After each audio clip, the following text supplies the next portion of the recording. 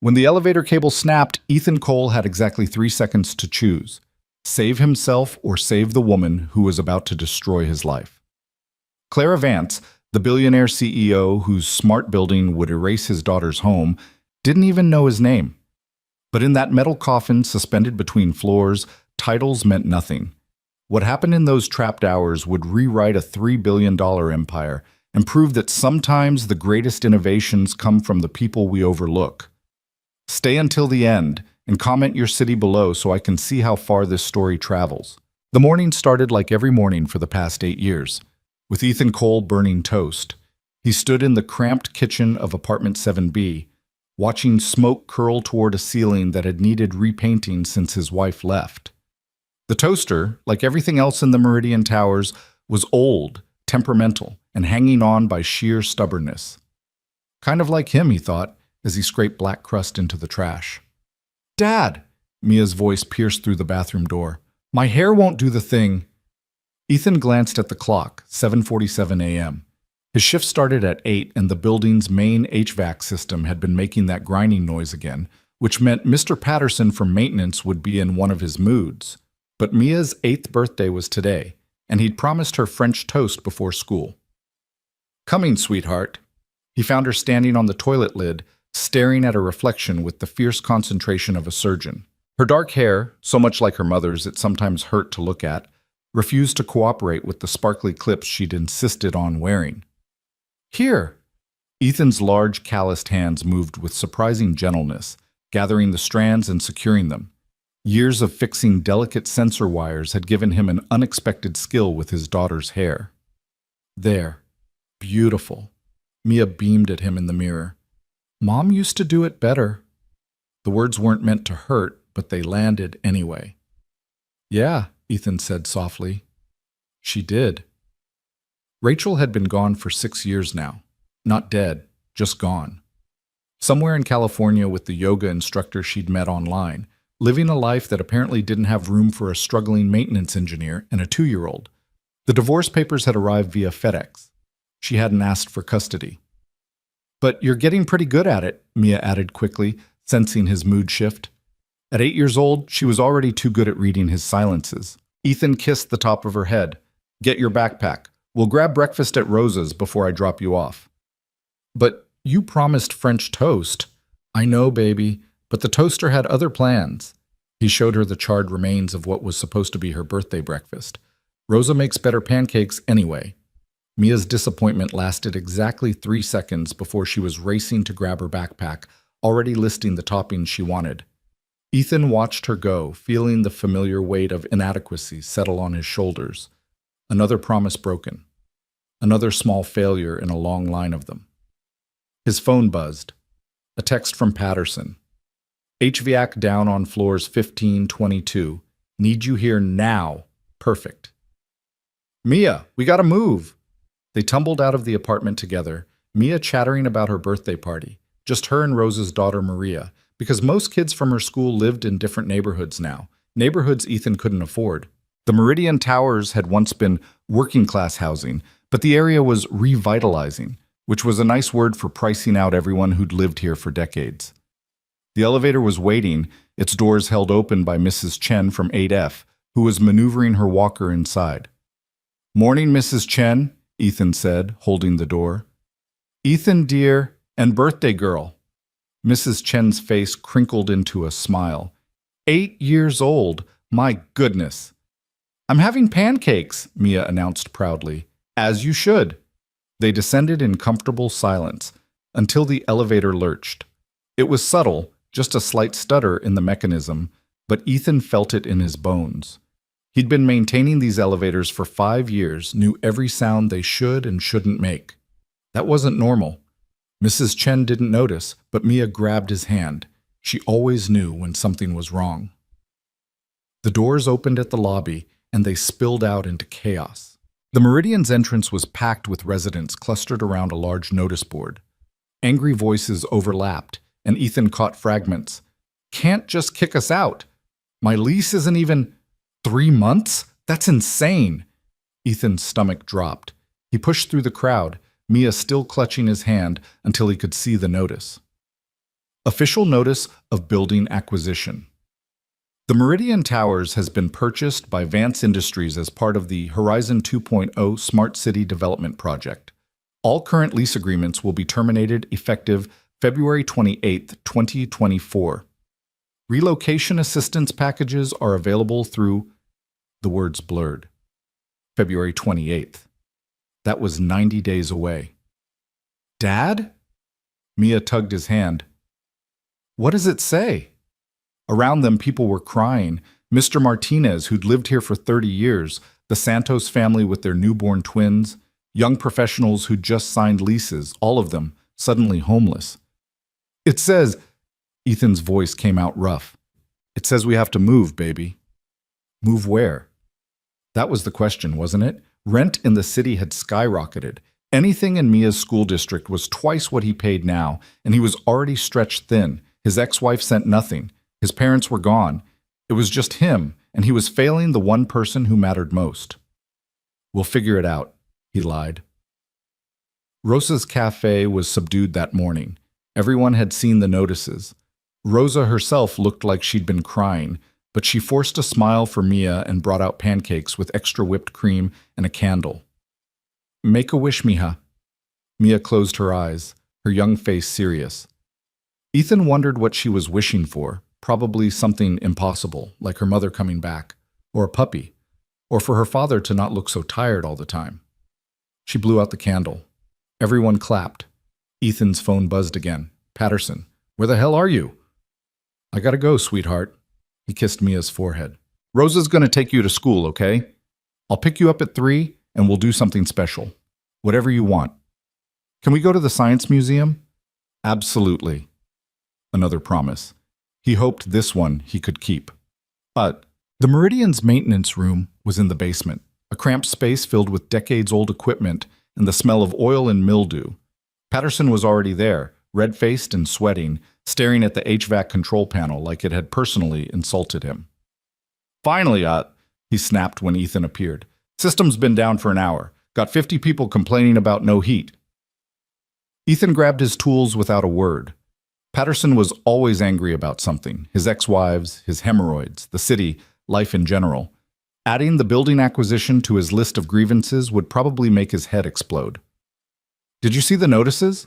Ethan asked anyway, pulling open the access panel. See 'em. I got the call last week. They're keeping me on during transition at least. Maintenance staff for the new building. Patterson paused. You're on the list too, actually. Ethan froze. What? Yeah, they want experienced people who know the neighborhood. Decent pay increase, too. HR lady said you'd get a call this week. It should have been good news. Job security when everything else was falling apart. But something about it felt wrong, like being offered a life jacket by the person who'd just sunk your boat. What about everyone else? Ethan asked quietly. The families? Patterson shrugged. Not my problem, not yours either. We fix things, Cole. We don't make policy. Ethan wanted to argue, but what was the point? Patterson was right. They were just maintenance workers. Nobody asked their opinion about $3 billion development projects. He spent the next 3 hours wrestling with the HVAC system, a serpent's nest of ductwork and wiring that predated most modern building codes. The problem was deeper than Patterson thought. The whole system was failing, held together by patches and prayers. By 11, he'd gotten heat restored to the affected floors, but his hands were scraped and his uniform was filthy. He needed to clean up before picking up Mia. The elevator to the maintenance locker room was on the fritz again. That same subtle lurch he'd felt that morning, but worse now. The car shuddered as it climbed, and Ethan made a mental note to check the cables before his shift ended. He got off on the 10th floor, used the staff bathroom to wash up, then headed back to the elevator. That's when he saw her. Clara Vance was standing in the hallway, flanked by 2 assistants in expensive suits. Ethan recognized her immediately. Everyone in the city did. She was on billboards, magazine covers, TED Talks. The wunderkind CEO who'd built Vance Industries from a single software startup into a tech empire worth billions. She was younger than he'd expected, maybe late 30s, with sharp features and dark hair pulled back so severely it looked painful. She was also furious. Completely unacceptable, she was saying into her phone. her voice cold enough to frost glass. "I don't care what the contractor says. If the sensors aren't installed by Friday, find someone who can get it done." She ended the call with a sharp jab and turned to one of her assistants. "What floor is the systems demonstration on?" 22nd, Miss Vance." They all moved toward the elevator, the same elevator Ethan was heading for. He hung back, hoping they wouldn't notice him. The last thing he needed was to share an enclosed space with the woman who was destroying his life. But the elevator arrived, the doors opened, and Clara Vance stepped inside without looking at him. Her assistants followed. Ethan hesitated. He could wait for the next one, should wait for the next one. But he was already late, and Mia would be disappointed if he wasn't there at pickup. He stepped inside. The doors closed. Clara Vance didn't acknowledge his existence. She was scrolling through her tablet, frowning at whatever she saw there. Her assistants stood at attention like Secret Service agents. Ethan pressed himself into the corner, trying to make himself invisible. The elevator began to climb. 10th floor. 11th. 12th. That's when it happened. The lurch this time wasn't subtle. The entire car jerked violently, throwing everyone off balance. Clara stumbled, catching herself against the wall. One of her assistants yelped. Then the lights went out. Emergency lighting kicked in, bathing everything in sickly red. An alarm began to blare. 3 short bursts, pause, 3 more bursts. The elevator had stopped moving. "What's happening?" Clara demanded, her composure cracking. Ethan was already moving, hitting the emergency call button. Nothing. He tried again. Still nothing. "The system's down," he said, keeping his voice calm even as his heart raced. "Emergency lines not connecting." "That's impossible." Claire's assistant, a thin man with wireframe glasses, looked panicked. "This building has redundant systems, triple backups." "Yeah, well, they're not working." Ethan pulled out his phone. No signal. Of course not. They were in an elevator shaft surrounded by steel and concrete. Clara tried her phone too. Same result. Her mask of control was slipping. "How long until someone realizes we're stuck?" "Depends if anyone called it in before the system crashed." Ethan moved to the control panel, prying it open with his multi-tool. "Could be a few minutes. Could be longer." "Longer? I have a board meeting in 20 minutes. "With respect, ma'am, the elevator doesn't care about your schedule." The words came out sharper than he'd intended. Claire's eyes snapped to him, really seeing him for the first time. Her gaze dropped to his uniform, the Meridian Towers patch on his shoulder. "You're maintenance," she said flatly. "Ethan Cole. And yeah, I'm maintenance." He focused on the panel, trying to identify the problem. "The whole system's been glitchy for weeks. Someone should have reported it." "Someone did," Clara said coldly. "Multiple complaints, all resolved according to the system logs." "Then your system logs are lying." Silence fell, thick and uncomfortable.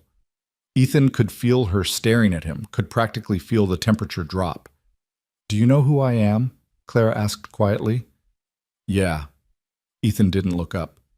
"You're the person who's kicking me and my daughter out of our home in 90 days. More silence. One of the assistants cleared his throat. "Ms. Vance, perhaps we should—" "Be quiet, Marcus." Ethan found the problem, or at least part of it. The safety brake sensor was malfunctioning, which had triggered an automatic shutdown, but fixing it would require tools he didn't have and probably violating about 6 safety protocols. "Okay," he said, turning to face them. "Good news and bad news. Good news is we're not falling. The mechanical brake's engaged, so we're secure. Bad news is I can't fix this from inside. We have to wait for rescue." "How long?" Claire's voice was strained. "Hard to say. Could be an hour. Could be 3. 3 hours?" Marcus looked like he might pass out. "Miss Vance has to present to the board about Horizon 2.0. If she's not there, then they'll start without me." Clara cut him off, but Ethan could see the tension in her jaw. This wasn't just inconvenient for her. It was a disaster. He almost felt sorry for her. Almost. "I have to pick up my daughter," Ethan said, checking his phone again. Still no signal. "She's turning 8 today. I promised her the science museum." He didn't know why he said it. Maybe because the silence was oppressive. Maybe because he wanted Clara Vance to see him as a person, not just a uniform. Maybe because he was scared and talking made him feel less helpless. Clara looked at him, really looked at him, and something flickered across her face. It was gone too quickly to identify, but for a moment she didn't look like a CEO. She looked human. 8 years old, she repeated softly. I'm sorry you'll miss her birthday. I haven't missed it yet. Ethan slid down to sit against the wall, conserving energy. It was going to be a long wait. How long have you been planning this Horizon 2.0 thing? 3 years of development, 2 years of site acquisition and planning. And in all that time, did anyone tell you about the families you'd be displacing? Claire's expression hardened again. Relocation packages are being offered. Fair market value for lease terminations. It's all in the notices. Fair market value? Ethan laughed bitterly. You know what the fair market value is for my one-bedroom apartment? Not enough to rent anything in my daughter's school district, not enough to keep her in the same neighborhood, with the same friends, in the only home she's ever known. That's unfortunate, Clara said, and he could hear her retreating behind corporate speak. But necessary for progress. Horizon 2.0 will transform this area. Sustainable housing, integrated AI systems, reduced carbon footprint. For people who can afford it, Ethan interrupted. What about people like me? Like Mrs. Chen on the 8th floor, who's lived here for 40 years? Like the Santos family with their newborn twins? There are other buildings. Not anymore. This whole neighborhood's being revitalized, which is a fancy way of saying everyone who actually lives here is being pushed out. Clara's jaw tightened. I didn't create the housing crisis, Mr. Cole. I'm trying to solve it. By building luxury smart buildings that working people can't afford? By creating sustainable, efficient housing that... The elevator lurched again, cutting her off. Everyone grabbed for handholds as the car dropped several inches before the brakes caught again. The lights flickered. Marcus made a sound that might have been a whimper. Okay, Ethan said, forcing calm into his voice even as adrenaline flooded his system. Everyone stay still. Don't make any sudden movements. I thought you said the brakes were holding, Clara said, and for the first time he heard real fear in her voice. They are, but the cables are old, and if they're fraying, we could fall. We're not going to fall. You don't know that. She was right, he didn't. The Meridian's elevators hadn't been properly maintained in years. Not since the building changed hands 3 times in 5 years, each owner doing less maintenance than the last. He'd filed reports, made recommendations, begged for upgrades, all ignored because they cut into profit margins. And now he was trapped in a metal box that might be held up by fraying cables, with a CEO who probably thought maintenance was something that happened automatically, like magic. How old are your cables? Clara asked, as if reading his mind. Ethan didn't answer immediately. Mr. Cole, how old are the cables? Original to the building, he admitted. 1978. Jesus Christ. Clara pressed her hand to her forehead. That's 46 years. They've been inspected. When? By who? Ethan fell silent. The truth was, he didn't know. Elevator inspections were handled by an outside contractor, and he'd never seen the reports. He'd assumed someone was staying on top of it. Clara pulled out her tablet, her fingers flying across the screen despite the lack of internet connection. I have the building's maintenance records downloaded from this morning's briefing. Let me see. She scrolled, her face growing paler. Last comprehensive elevator inspection was 7 years ago, she said quietly. Everything since has been cursory at best. Boxes checked, fees paid, but no actual work done. That can't be right, Marcus said weakly. It's right here. Look. She showed him the screen. The previous owners cut costs by using the cheapest inspection company they could find, probably paid them to rubber stamp approvals without actually... The elevator groaned, a long, metallic sound that made Ethan's blood run cold. Something was shifting, straining.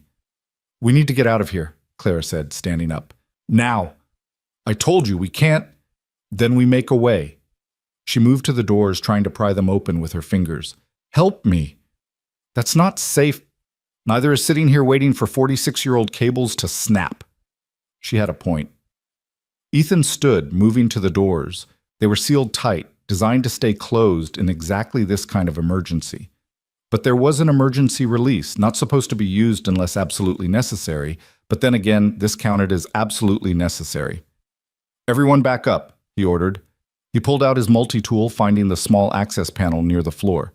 Inside was the manual release mechanism, essentially a lever that would unlock the doors. Using it meant the elevator would be permanently disabled until a full repair crew could fix it, but that didn't matter if they died waiting.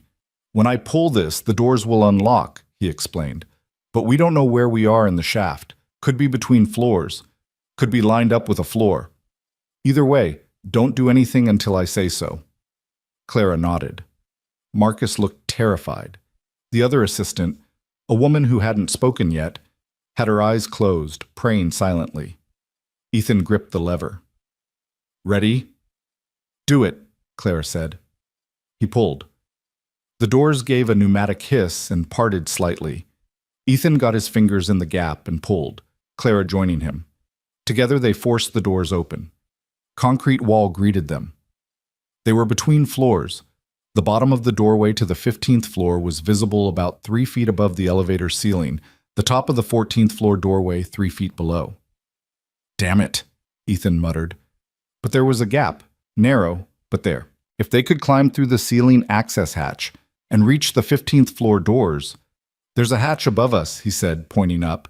"Emergency exit. If I can get up there and open it, show me." Clara was already moving, her fear transformed into action. This was someone used to solving problems, Ethan realized, used to not being helpless. He interlocked his fingers, making a step with his hands. "I'll boost you up. You're lighter than me. Get to the hatch, push it open, then help pull the others through." "What about you?" "I'll figure it out." For a moment, Clara just looked at him, something unreadable in her expression. Then she stepped into his hands. Ethan lifted, and she was lighter than expected, almost fragile. She grabbed the hatch, pushed, and it swung open. "There's a ladder," she called down. "I can see the 15th floor doors. Can you reach them?" "Give me a second." Clara pulled herself through the hatch with surprising strength. Ethan heard her moving around on the elevator roof, then the sound of metal scraping metal. "I need something to pry with," she shouted down. Ethan tossed up his multi-tool. More scraping sounds, then a grunt of effort. Then, miraculously, light. Clara had gotten the 15th floor doors open just enough to let in a wedge of fluorescent brightness. Not much, but enough. "Okay," she called. "Send up Marcus." They worked together, a chain of desperation. Marcus went up next, then the other assistant. Each time, Ethan boosted them up, and Clara pulled them through. It was exhausting, and every second the elevator groaned and shifted beneath them. Finally, everyone was out except Ethan. He stood alone in the red-lit car, looking up at the open hatch. The ceiling was just high enough that he couldn't reach it with a jump. He'd need something to stand on, but there was nothing in the elevator. "Mr. Cole!" Clara's face appeared in the opening. "Can you reach?" He jumped, fingers grazing the edge but finding no purchase. His second jump was no better. "There's a toolbox on the maintenance level," he called up. "If I can get the elevator to move—" "Don't you dare," Clara said sharply. "That car is barely holding as it is." "Then I'm stuck." "No, you're not." Clara disappeared, and Ethan heard her talking to someone, her voice commanding.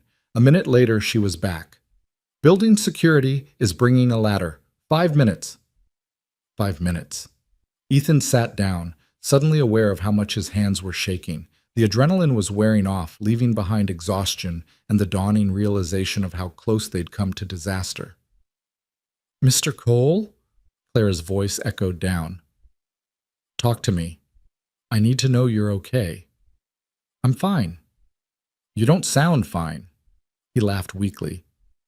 "We almost died in your building." Silence from above, then, "I know, and I'm sorry." The apology surprised him. CEOs didn't apologize, in his experience. They deflected, blamed, made excuses. But Clara Vance sounded genuinely remorseful. "Why did you buy this building?" Ethan asked. "Because what else was there to do while waiting?" "Why the Meridian?"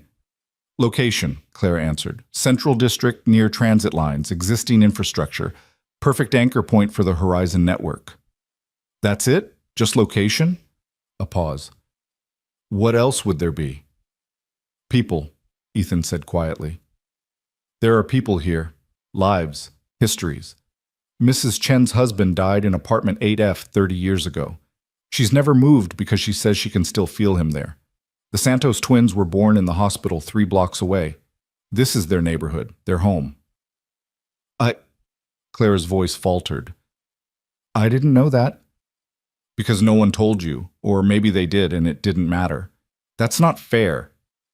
Isn't it? Ethan stared up at the shaft of light. You're going to tear down this building and put up something shiny and new, something smart. But you know what's smart, Ms. Vance? Community. Neighbors who know each other's names. Rent that people can actually afford. That's smart. Everything else is just expensive. He didn't expect her to respond. What could she say? But after a long moment, her voice drifted down again. My mother was a janitor, Clara said softly. Cleaned office buildings at night. I'd go with her sometimes after school, do my homework in empty conference rooms while she vacuumed. I used to watch business people through the windows, in their expensive clothes, making important decisions. I promised myself I'd be one of them someday. Ethan listened, surprised. I built Vance Industries because I wanted to prove that someone like me could make it, Clara continued. Someone from nothing. And when I made it, I wanted to build things that mattered, things that would last. Horizon 2.0 was supposed to be my legacy. Sustainable, efficient, transformative.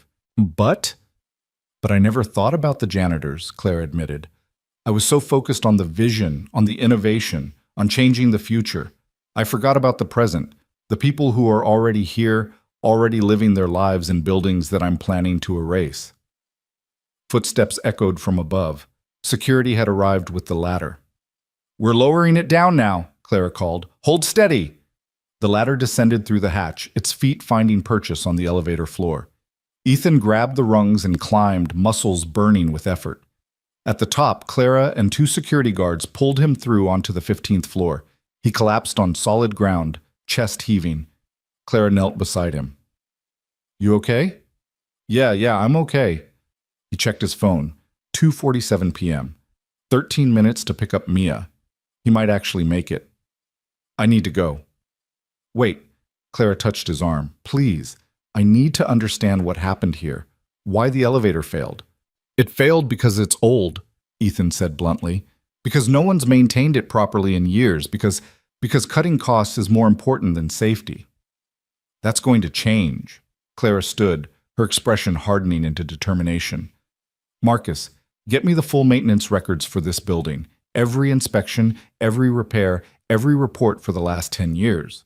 I want names of contractors, inspectors, everyone involved. Ms. Vance, the board meeting, canceled. This is more important.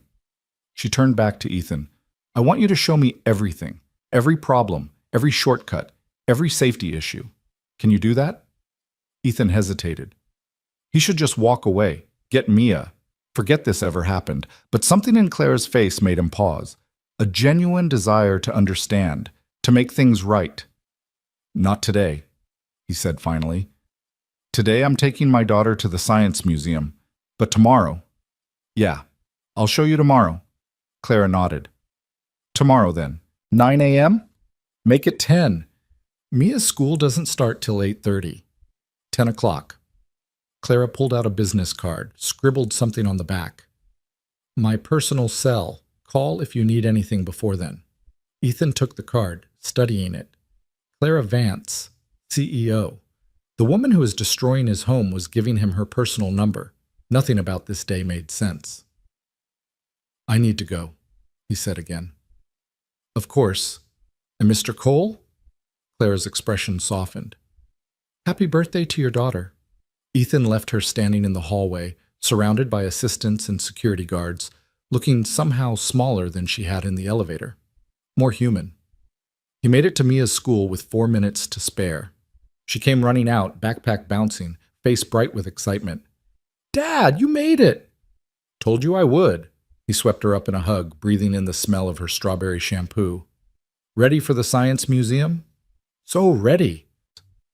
As they walked to the bus stop, Mia chattering about her day, Ethan's mind kept returning to the elevator. To Clara Vance's face when she'd realized they might fall. To the way she'd apologized. To the look in her eyes when she'd said, that's gonna change. Maybe she'd meant it. Maybe she was just another rich person making empty promises. Tomorrow, He'd find out which. But tonight, he had a birthday to celebrate. Everything else could wait. The Science Museum was Mia's favorite place in the world, and watching her face light up at the dinosaur exhibit made Ethan forget, at least for a few hours, that they'd be homeless in 3 months. She pressed her nose against the glass case containing a velociraptor skeleton, her breath fogging the surface. Dad, did you know they were actually covered in feathers? Not scales like in the movies. I did not know that, Ethan said, though she'd told him this fact at least a dozen times before. He never got tired of her enthusiasm, the way her mind absorbed information like a sponge. And they were probably really smart, like crow smart, maybe smarter. She moved to the next exhibit, already talking about pterodactyls, and Ethan followed, his body still aching from the elevator incident, but his heart lighter than it had been in days. They spent 2 hours wandering through exhibits, Mia asking 1,000 questions that Ethan answered as best he could. When they finally left, the sun was setting, painting the city in shades of orange and gold. Mia held his hand as they walked to the bus stop, swinging their arms between them. "Best birthday ever," she declared.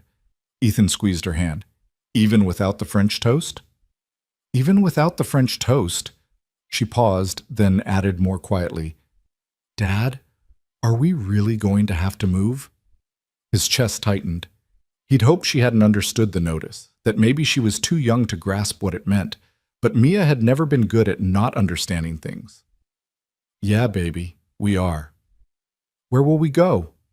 "I don't know yet, but we'll figure it out together, okay?" "I promise." Another promise. He seemed to be making a lot of those lately. That night, after Mia was asleep, Ethan sat at their tiny kitchen table with his laptop open, searching for apartments he could afford. The options were grim.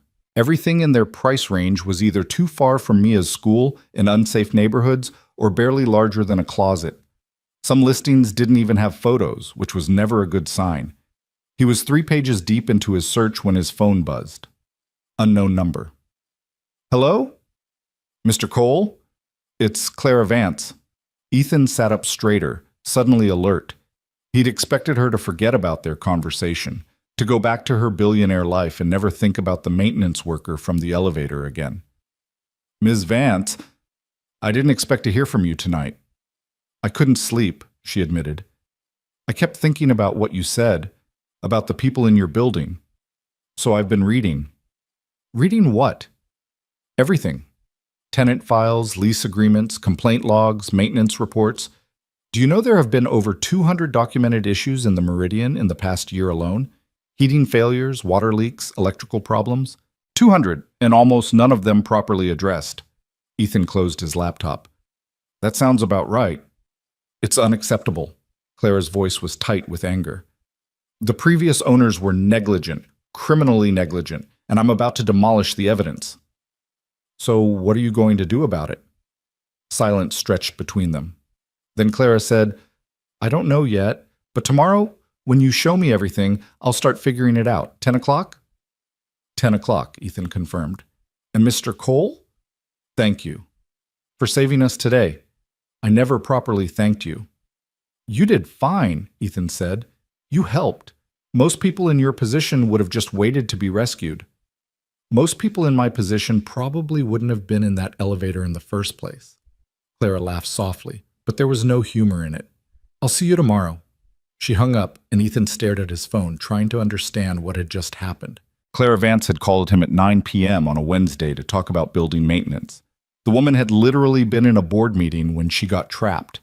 She should be focused on her company, her projects, her billions of dollars.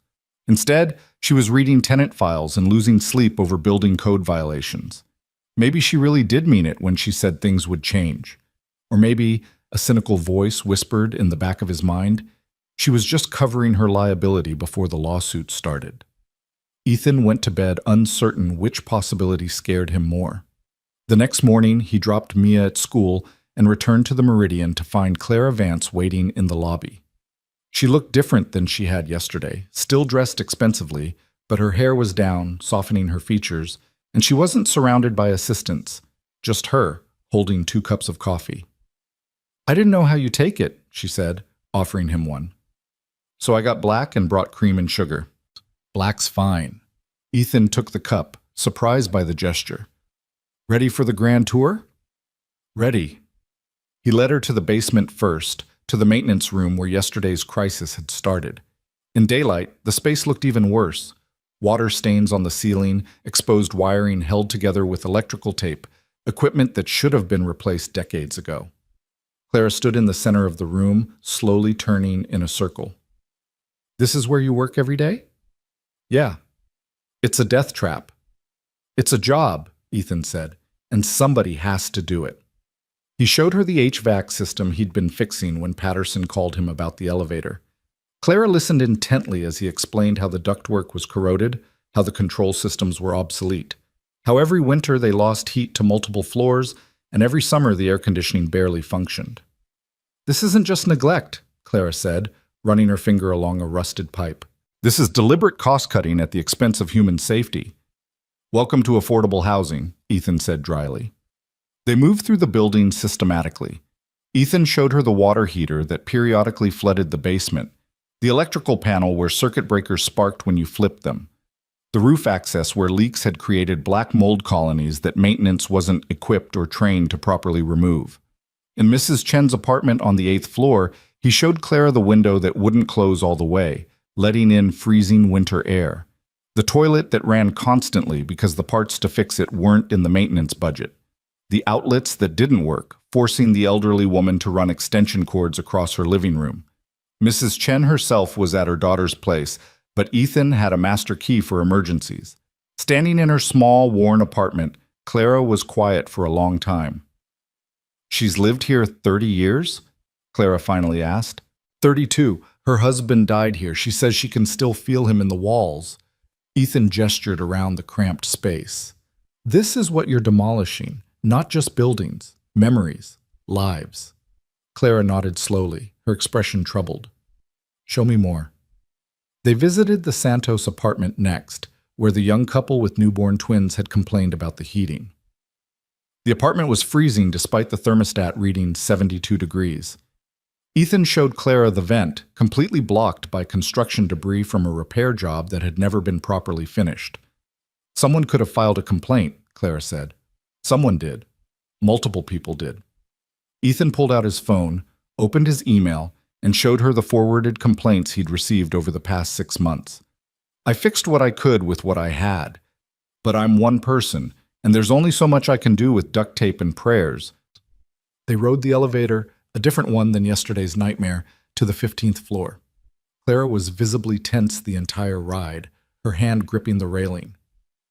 I may never use an elevator again, she muttered when the doors opened. Welcome to my world.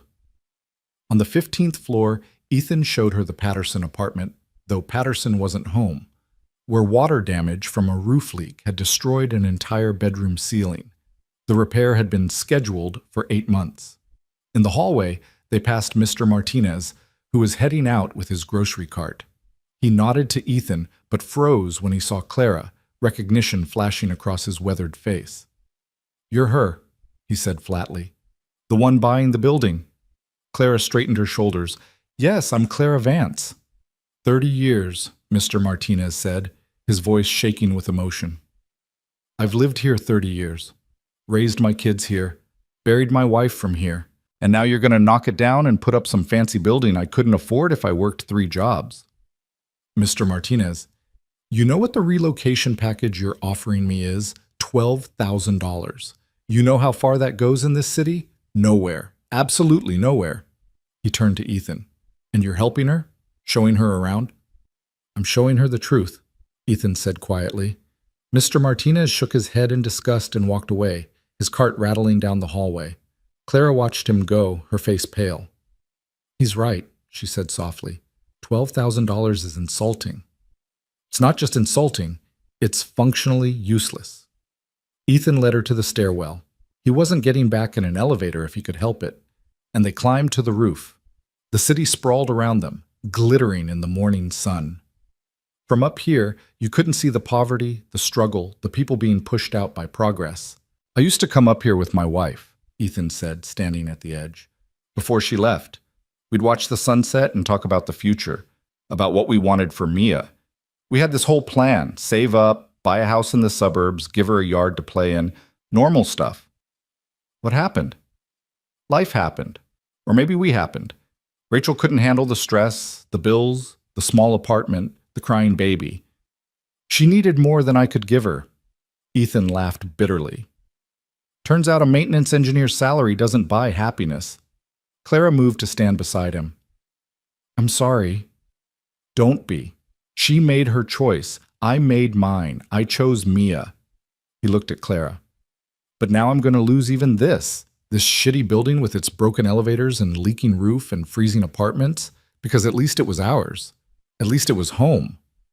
Mr. Cole, Ethan, just Ethan. Ethan. Clara turned to face him fully. What if I told you there might be another way? Another way to what? To do this project, to build Horizon 2.0 without displacing everyone. She pulled out her tablet, fingers flying across the screen. I've been running numbers all night.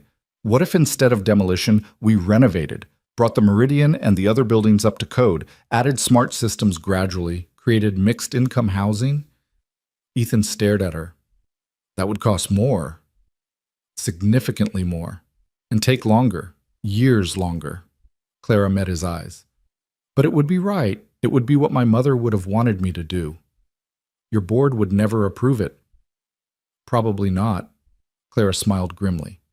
But I'm the CEO, and sometimes that means making decisions that aren't popular. They stood on the roof for a while longer, not speaking, just looking out at the city. Ethan wanted to believe her, wanted to trust that this billionaire CEO actually cared about people like him. But trust was expensive, and he'd been burned before. Why are you really doing this? He asked finally. Yesterday you were ready to demolish the building. Today you're talking about renovation. People don't change that fast. Clara was quiet for a moment. When she spoke, her voice was soft, almost vulnerable. Yesterday in that elevator, I thought I was going to die. And the only thing I could think about was how empty my life is. No husband, no children, no real friends, just work, just endless work. I've spent 15 years building an empire, and for what? To be remembered as the woman who displaced thousands of families so she could build smart buildings? Most CEOs don't care about that. I'm not most CEOs. Clara turned to him. My mother died when I was 23. Cancer. She spent her last weeks in a hospital room that cost more per day than she made in a month. I promised her I'd be different, that I'd use whatever success I had to help people like us. And somewhere along the way, I forgot that promise. I became exactly what I hated, someone so focused on growth and profit that I couldn't see the people I was hurting. Ethan studied her face, looking for signs of manipulation, of corporate doublespeak. But all he saw was genuine regret. So what happens now? He asked. Now I go into my office and start a very difficult conversation with my board of directors. And you go back to work and keep this building running for as long as possible. Deal? Deal. They shook hands, and Ethan felt the calluses on her palm, surprising on someone who spent her days in boardrooms. Maybe she wasn't as different from him as he'd thought. Clara left, and Ethan returned to the basement, to Patterson and broken heating systems and the endless cycle of maintenance. But something had shifted. For the first time in months, maybe years, he felt something he'd almost forgotten. Hope. The feeling lasted approximately 4 hours. At 2:30, Patterson called him to the lobby. Corporate's here. They want to talk to you. Ethan climbed the stairs, still not trusting elevators, to find 3 people in expensive suits waiting. Not Clara. These were different corporate types, the kind with dead eyes and briefcases full of legal documents. Ethan Cole? The lead suit, a middle-aged man with silver hair, extended his hand. James Brennan, VP of Operations for Vance Industries. We need to have a conversation. Ethan's stomach sank. About what? About your future with the company. Can we speak somewhere private? They ended up in the building's small management office. Brennan sat behind the desk like he owned it, which, technically, he did now, while his 2 associates flanked him like sentinels. Mr. Cole, we understand you spent considerable time with Ms. Vance yesterday and today, Brennan began, showing her around the facility. She asked me to. Yes, well, Ms. Vance is passionate about certain things. Sometimes that passion clouds her judgment. Brennan smiled, but it didn't reach his eyes. We want to make sure you understand the situation clearly. I understand it fine. Do you? Because from where we're sitting, it looks like you may have given Ms. Vance some incorrect impressions about this building and the Horizon 2.0 project. Ethan felt anger flare in his chest. I showed her the truth. Your truth, perhaps. But truth is subjective, isn't it? Brennan leaned forward. Here's an objective truth for you. Horizon 2.0 is a $3 billion project that will revitalize this entire district. It will create jobs, reduce carbon emissions, and provide state-of-the-art housing for thousands of people. It's been approved by the City Council, backed by investors, and scheduled to break ground in 3 months. And it will displace hundreds of families in the process. Families who will be compensated fairly and given assistance finding new housing. Brennan's smile hardened. Unless someone convinces Ms. Vance to throw away 3 years of planning and billions of dollars based on emotional appeals and worst-case scenarios. So you're here to what? Tell me to shut up?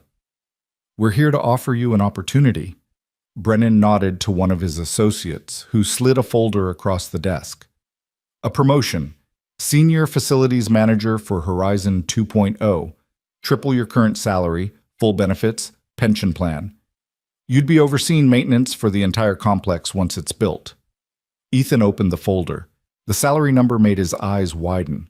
With that kind of money, he could afford a real apartment, could put Mia in a better school, could finally breathe. All you have to do, Brennan continued, is be realistic with Ms. Vance. Help her understand that renovation isn't feasible, that the smart move, the only move, is to proceed as planned. You want me to lie to her. We want you to provide context, to be a voice of reason. Brennan leaned back. Ms. Vance is brilliant, but she's also idealistic. Sometimes she needs people around her who can see the bigger picture.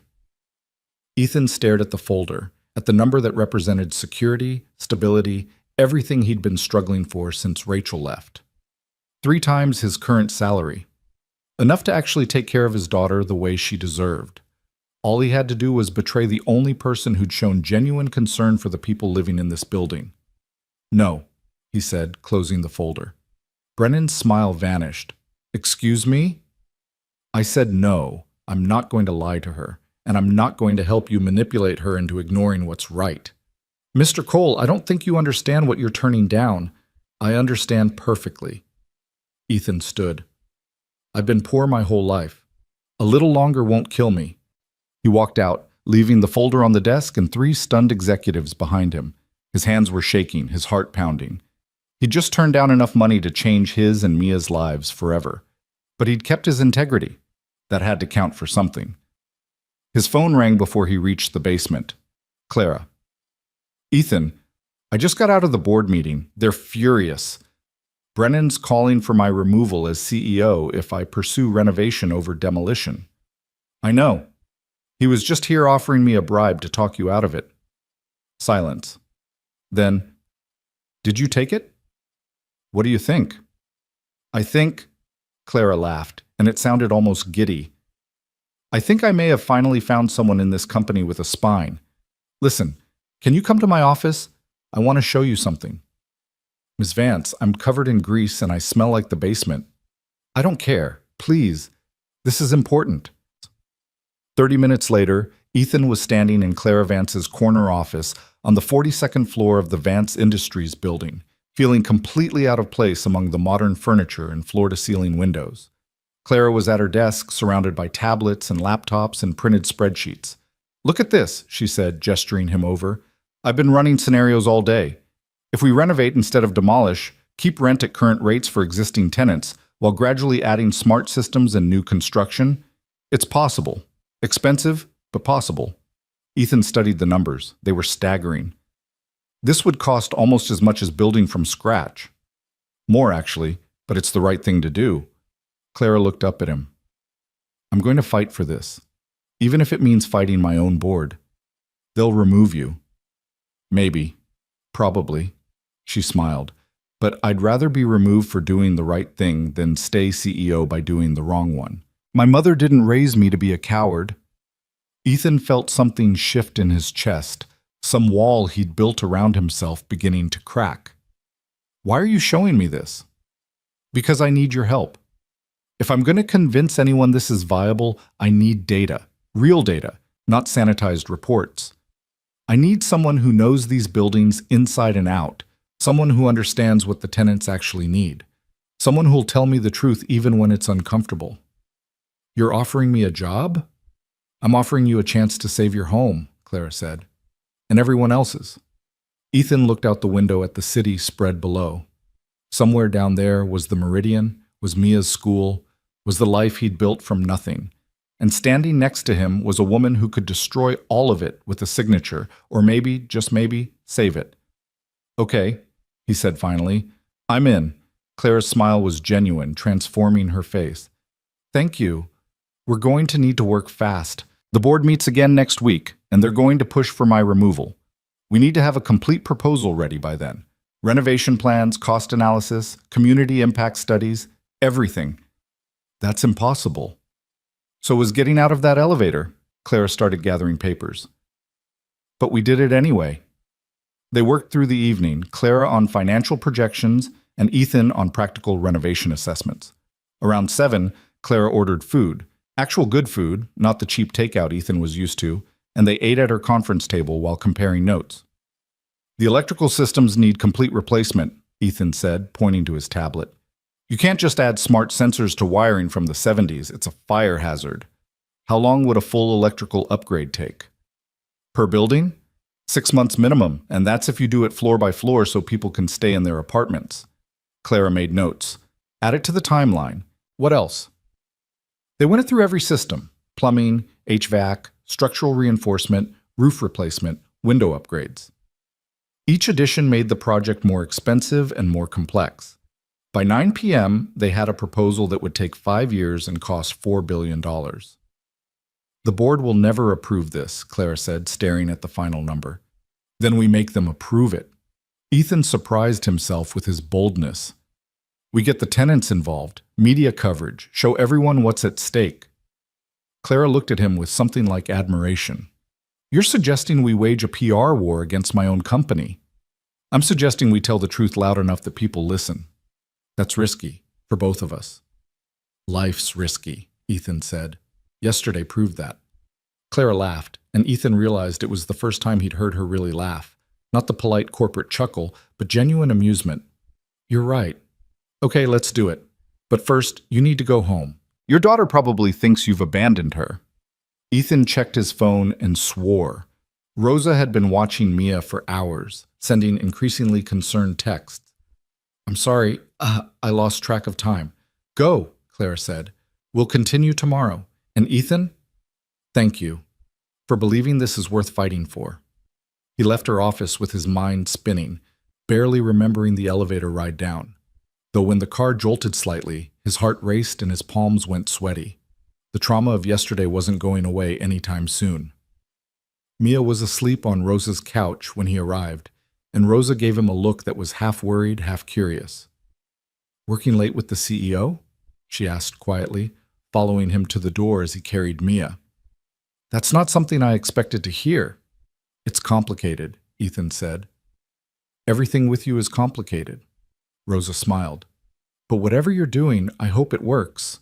This building needs someone fighting for it.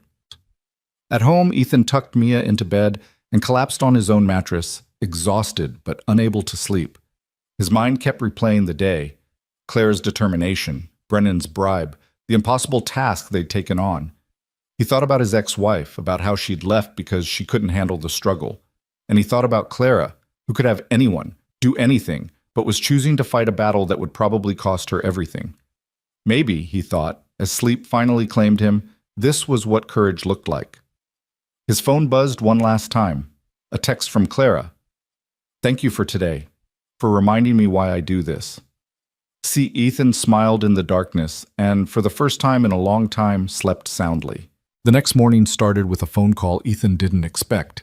He was making actual French toast, determined to get it right this time, when his phone lit up with Clara's name. Turn on channel 7, she said without preamble. Now! Ethan grabbed the remote, clicking through channels until he found the local news. His stomach dropped. A reporter stood in front of the Meridian Towers, microphone in hand, speaking to the camera with practiced concern.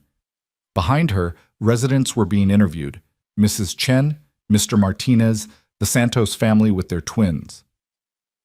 What they're calling a humanitarian crisis in the making, the reporter was saying.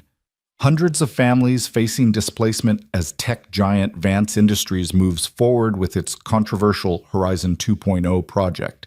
But perhaps most alarming are the revelations about building safety. Documents obtained by this station show years of neglected maintenance, including the elevator malfunction that trapped CEO Clara Vance herself just 2 days ago.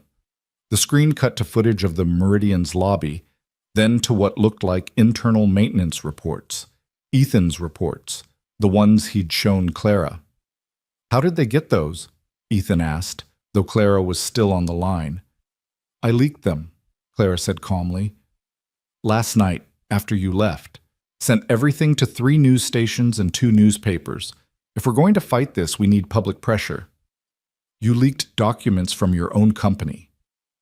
Technically, they're documents about properties my company now owns, detailing safety violations the previous owners ignored. I'm not exposing Vance Industries. I'm exposing a system that allows this kind of neglect. Clara paused. My board is going to be furious. Brennan's probably having a stroke right now, but it's done. On screen, Mr. Martinez was speaking, his voice shaking with emotion. 30 years I've been here, and now they tell me I got 90 days to find somewhere else. Where am I supposed to go? Everything I can afford is miles from here, from my doctors, from my community.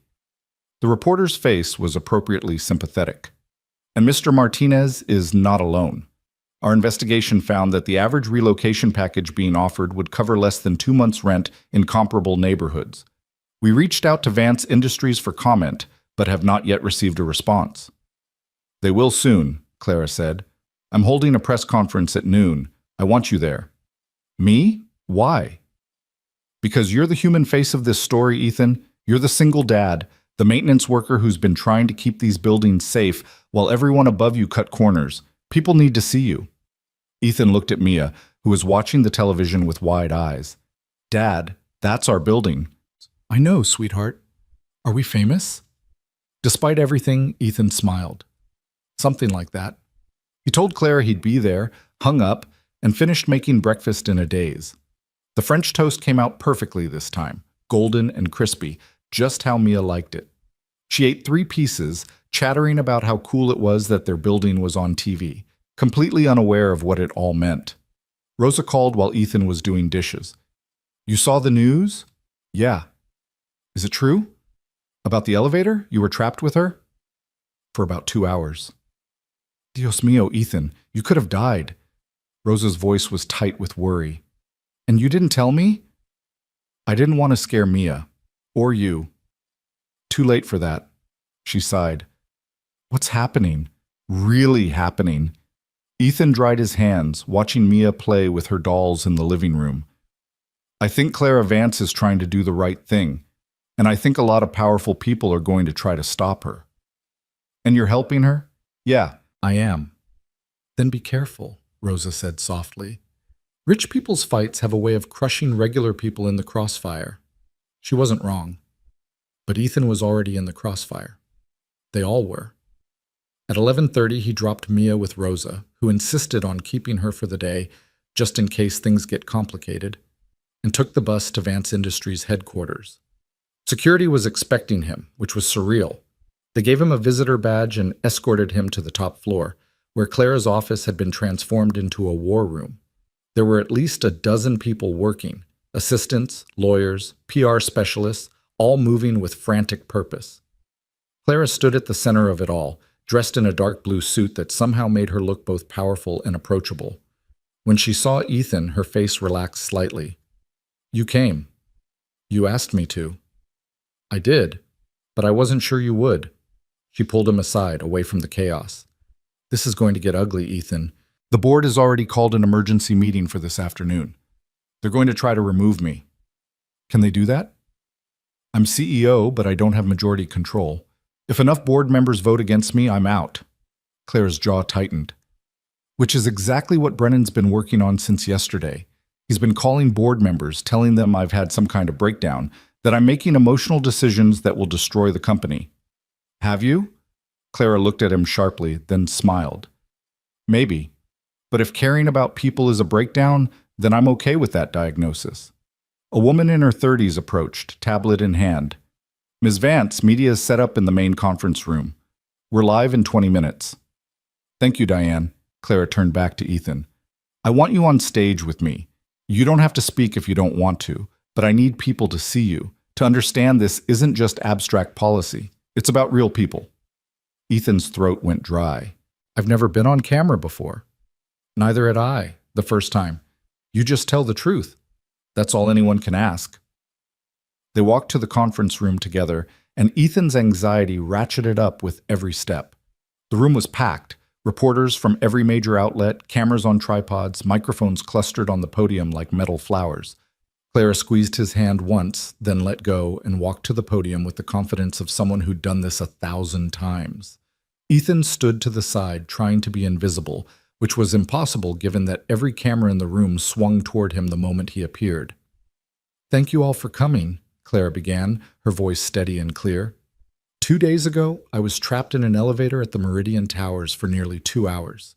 The elevator failed because of decades of neglected maintenance, safety violations that were documented but ignored, and a system that prioritized profit over people.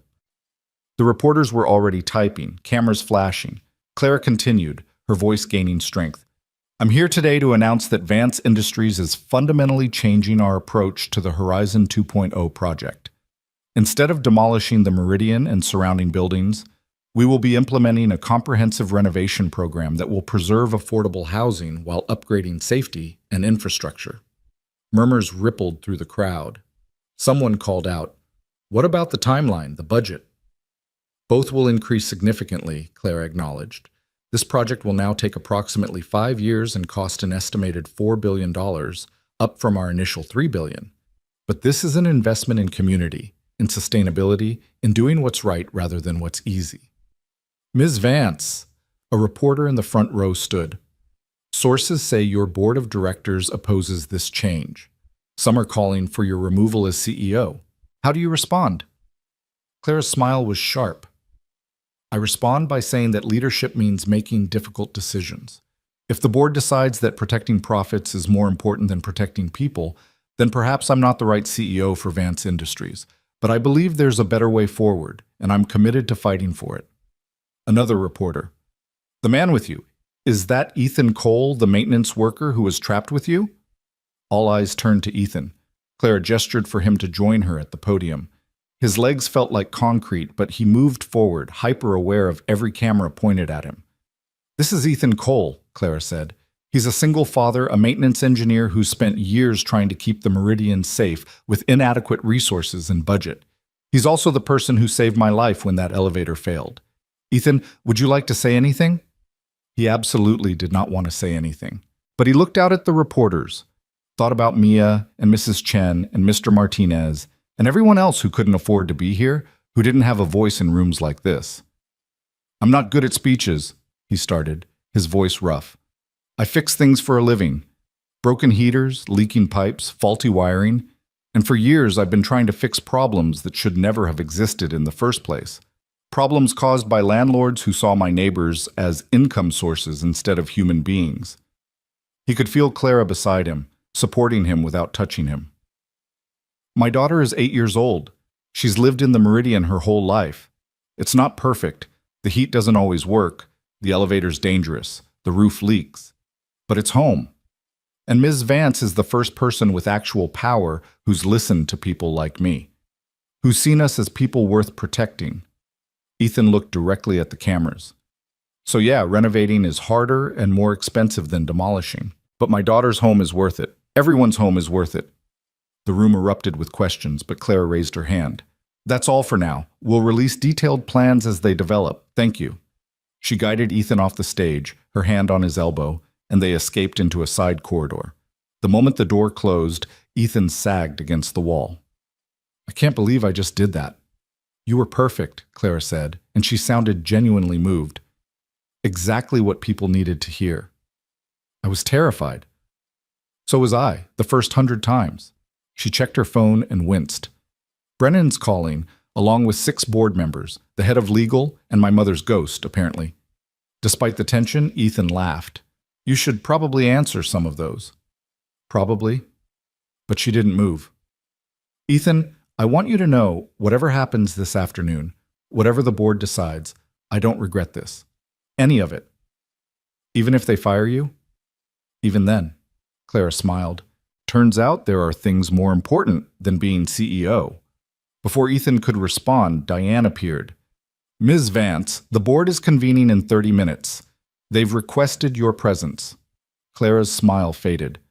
Of course they have, she turned to Ethan. You should go home. Be with your daughter. This next part is going to be ugly. Let me come with you. Ethan, you stood up there and defended people like me. The least I can do is stand with you. He straightened up. Besides, I want to see Brennan's face when you walk in there. Clara studied him for a long moment, then nodded. Okay, but stay quiet and let me handle the board. These people are sharks. I work in maintenance. I'm used to dealing with things that can kill me. They rode the elevator to the boardroom floor, Clara's hand gripping the railing the entire time, her fear of elevators now a permanent fixture. The boardroom itself was intimidating, all dark wood and leather chairs and windows overlooking the city. 12 board members were already seated, and every face turned when Clara entered with Ethan behind her. James Brennan sat at the far end, his expression triumphant. Clara, and you've brought your maintenance worker. How quaint.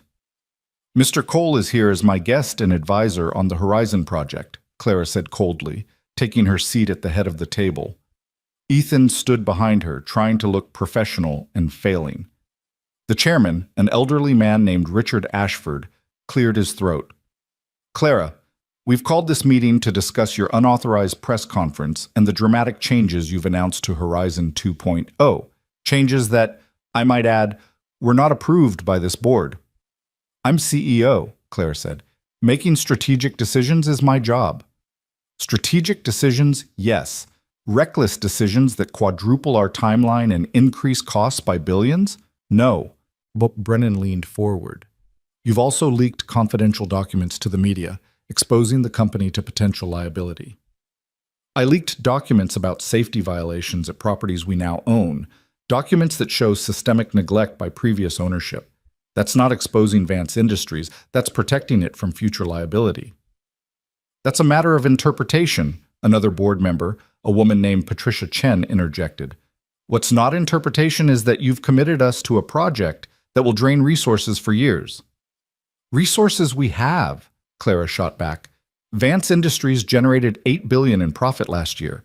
We can afford to invest in doing the right thing. The right thing? Brennan's voice dripped with contempt. The right thing is maximizing shareholder value. The right thing is delivering the project we promised investors. The right thing is not throwing away years of planning because you had an emotional experience in a broken elevator. Ethan felt his fists clench. He wanted to defend Clara, to tell Brennan exactly where he could shove his shareholder value. But Clara had asked him to stay quiet. I'm not asking for approval, Clara said, her voice ice. I'm informing you of the direction we're taking. As CEO, that's my prerogative. Not anymore. Brennan slid a document across the table. I've been in contact with 7 board members. We have the votes to remove you as CEO, effective immediately, if you don't rescind this renovation plan and proceed with Horizon as originally designed. The room went silent. Clara picked up the document, read it slowly, then set it down. You're staging a coup, she said flatly. We're protecting the company, Brennan corrected, from a CEO who's clearly compromised. Clara, no one questions your brilliance or your past contributions, but this decision shows a fundamental lack of judgment. We're offering you a graceful exit. Resign voluntarily, transition to a board advisory role, and we'll all move forward. And if I refuse? Then we vote. Right now. And you lose. Ethan watched Clara's face, saw the emotions warring there, anger, fear, defiance. She'd known this was coming, but knowing and experiencing were different things. This was her company, built from nothing, and they were taking it from her. Clara stood slowly, her hands flat on the table. I built Vance Industries from a single software startup. I made every person in this room wealthy beyond their dreams, and you're removing me because I want to help people instead of displace them? We're removing you because you've lost perspective, Patricia said, not unkindly. Clara, take some time. Rest. Come back when you're thinking clearly. I'm thinking more clearly than I have in years. Clara looked around the table, meeting each board member's eyes. Fine. Take your vote. Remove me. But know this, you're not just removing a CEO. You're removing the moral center of this company, and history will remember that. We'll take that risk, Brennan said. All in favor of Clara Vance's removal as CEO? 7 hands went up, just enough for a majority. Ethan felt his stomach drop. It was over. They'd lost. But Clara wasn't done. Before you finalize this, she said, pulling out her phone, there's something you should know. This morning, I transferred 40% of my personal shares in Vance Industries to a newly created charitable trust, the Vance Community Fund, dedicated to affordable housing development and maintenance worker advocacy. Brennan's face went white. You can't do that. I already did. The paperwork was filed at 9 a.m., which means I no longer have voting control of my shares. The trust does. And the Trust's board of directors has a very different perspective on what Vance Industries should be doing.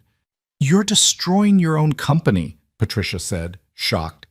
No, I'm saving it from people who forgot why we started it in the first place. Clara smiled, but there was no warmth in it. You want me gone? Fine. I'm gone. But you're going to have to negotiate with the Trust now, and they're going to insist on renovation over demolition. They're going to insist on community input. They're going to insist on everything I just proposed because I've legally bound them to do so. The room erupted in chaos, board members shouting, Brennan on his phone, Patricia demanding legal review. Ethan stood in the middle of it, stunned by what Clara had just done. She'd given up billions of dollars, given up control of her own company, all to protect people she'd never met, in buildings she'd visited for the first time 2 days ago. Clara turned to him, and her eyes were bright with unshed tears. Come on, let's get out of here. They left the boardroom together, walking past shouting executives and frantic assistants. In the elevator, Clara gripping the railing again, her knuckles white, neither of them spoke. They rode down 42 floors in silence, and when the doors opened to the lobby, Clara walked straight out of the building like she couldn't bear to be there another second. Ethan followed her out to the plaza, where she finally stopped, looking up at the Vance Industries logo gleaming on the building's facade. I just quit my own company, she said wonderingly, or got fired. I'm not sure which. You did the right thing, Ethan said. Did I? I just threw away everything I built, my career, my reputation, billions of dollars. For what? A maybe? A hope that things might change? For people, Ethan said firmly. You did it for people. That's worth more than money. Clara laughed, and it sounded slightly hysterical. Easy to say when you're not the one who just gave up $8 billion. I've been poor my whole life, so yeah, it is easier for me to say. But that doesn't make it less true. Ethan moved to stand in front of her, making her look at him. You know what my ex-wife told me when she left? She said I'd never amount to anything because I cared more about doing right than getting ahead. And you know what? She was right. I'm a maintenance worker with a daughter I can barely support. But I sleep at night. Can Brennan say that? Clara wiped her eyes. You really are a terrible maintenance worker. You know that. Actual maintenance workers are supposed to be cynical and jaded. I'm working on it. She smiled, really smiled, and it transformed her face completely. Buy me coffee? I suddenly have a lot of free time and no idea what to do with it. They found a small cafe 2 blocks away. The kind of place where Clara definitely didn't fit with her expensive suit, and Ethan didn't fit with his work uniform. But the coffee was good, and for an hour they just sat and talked about nothing important. Favorite movies, worst jobs, childhood dreams, normal things that normal people talked about. I wanted to be an astronaut, Clara admitted. When I was 8, thought I'd live on Mars. I wanted to be a firefighter, Ethan said. Seemed heroic. What happened? Turns out firefighting requires running into burning buildings, and I'm not that brave. He grinned. Also, the pay's not great, and I had a baby on the way. Do you regret it? Not following your dream. Ethan thought about Mia, about reading her bedtime stories and teaching her to ride a bike and watching her face light up at the science museum. Not even a little bit. Mia's my dream. Everything else is just details. Clara looked at him with something like envy. Must be nice being that certain about something. You gave up your company today. Sounds pretty certain to me. That was desperation, not certainty. I don't know if it'll work. Don't know if the trust will actually be able to force changes, or if Brennan will find some legal loophole to bypass everything. She stared into her coffee. I might have just destroyed everything for nothing. Or you might have saved hundreds of families. Won't know until we try. We? Clara raised an eyebrow. You think I'm backing out now? After that speech you gave? Ethan shook his head. You're stuck with me, Vance. Clara, if we're going to be partners in whatever this is, you should probably use my first name. Clara. Ethan tested it out. It felt strange, too familiar, but also right. Partners, huh? Well, I'm unemployed, and you're probably about to be fired for helping me. Might as well team up. They sat there until the cafe started filling with the dinner crowd, and then Clara walked Ethan to the bus stop. It was strange, he thought, how comfortable this had become. 2 days ago, she'd been the enemy, the billionaire destroying his life. Now she was, what? A friend? Something more than that? He wasn't sure. I should go get Mia, he said when his bus arrived. Tell her I said hi, and that I'm sorry about all this chaos. She thinks it's exciting. We're on TV. Apparently that makes us cool.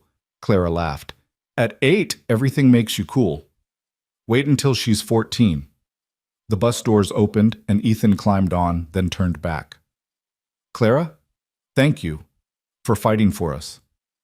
Thank you for reminding me why it's worth fighting. The bus pulled away and Ethan watched through the window as Clara stood on the sidewalk, looking smaller and more vulnerable than any billionaire CEO should. His phone buzzed with a text from Rosa. Everything okay? He typed back, getting there. When he arrived at Rosa's apartment, Mia launched herself at him, full of questions about the press conference she'd watched on Rosa's TV. Ethan answered as best he could, simplifying the complicated mess of corporate politics and board votes into something an 8-year-old could understand. So Miss Clara is trying to save our home? Mia asked. Yeah, baby, she is. Is she a superhero? Ethan thought about Clara standing in that boardroom, giving up everything she'd built. Yeah, he said softly. I think maybe she is. That night, after Mia was asleep, Ethan's phone rang. Unknown number, but he answered anyway. Mr. Cole, this is Patricia Chen from the Vance Industries board. Ethan's guard went up immediately. What do you want?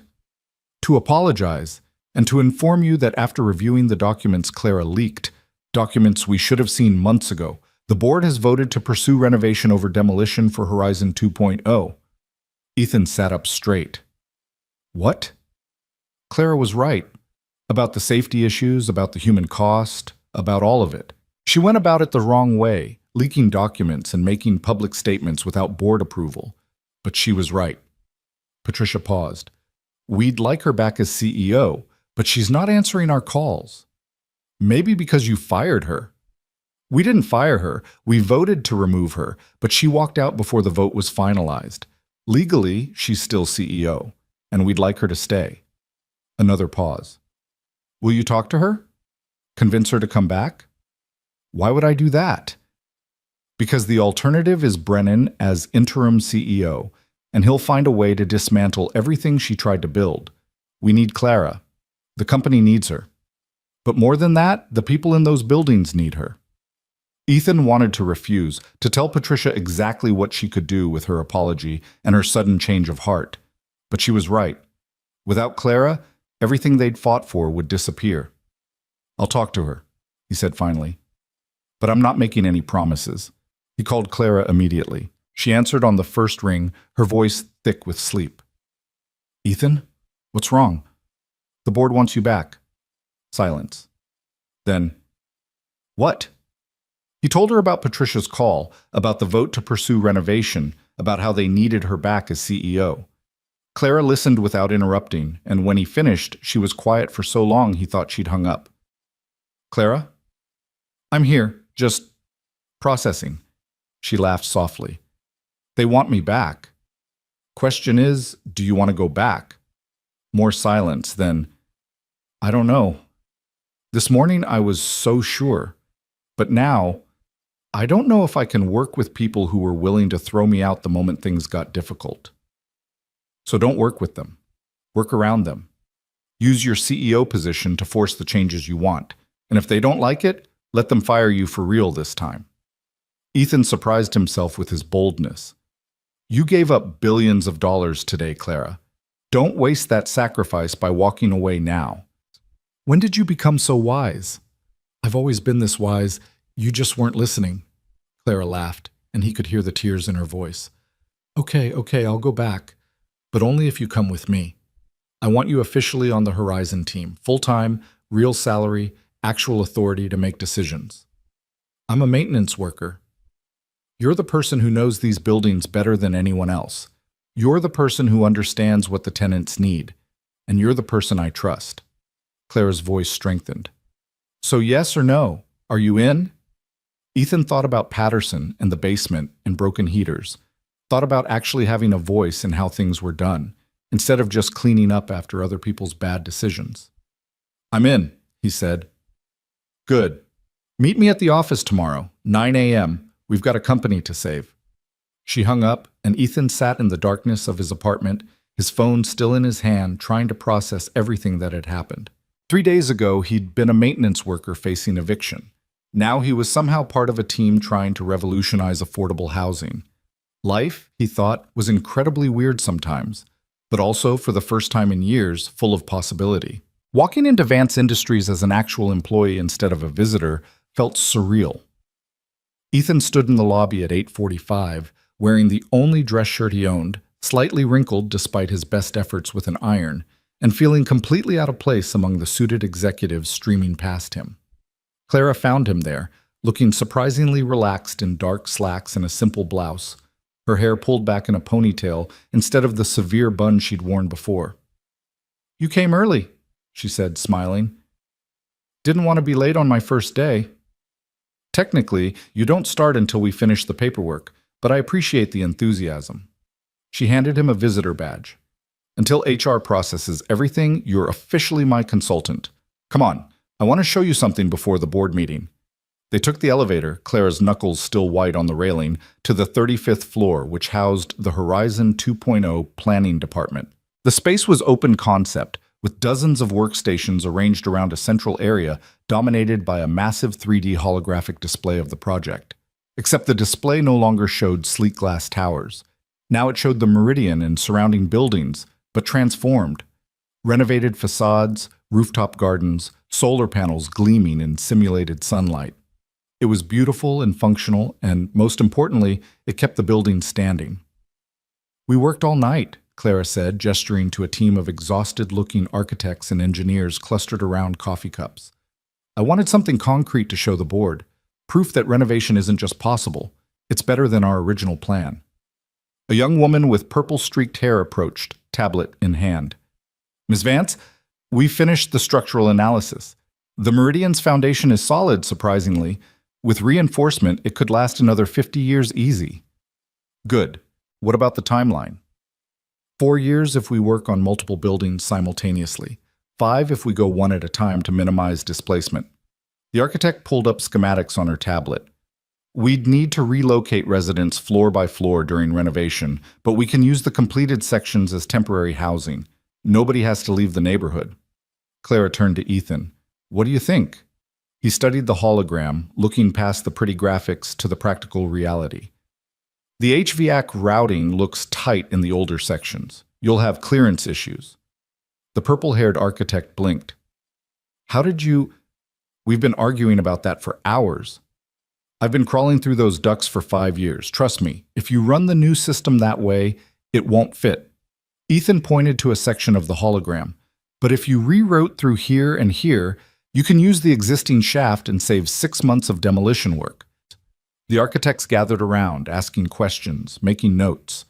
Ethan found himself deep in technical discussion, forgetting to be intimidated by their degrees and credentials. He knew these buildings in a way no blueprint could capture. knew where the pipes froze in winter, where water pooled after rain, which walls were load-bearing and which were just decorative. Clara watched him work, and when he finally looked up, she was smiling. "Still think you're just a maintenance worker?" "I fix things," Ethan said. "This is just fixing on a bigger scale." "Ms. Vance?" Diane appeared in the doorway. "The board's ready for you." Clara's smile faded. "Right, time to face the music." She turned to the architects. "Keep working. I want complete plans by end of week." The boardroom was less hostile than yesterday, but tension still hung in the air like smoke. The same 12 faces, but now they looked at Clara with something between respect and wariness. Brennan was absent, Ethan noticed. Patricia Chen sat where he'd been yesterday. "Clara," Richard Ashford said, "thank you for coming. And Mr. Cole, welcome."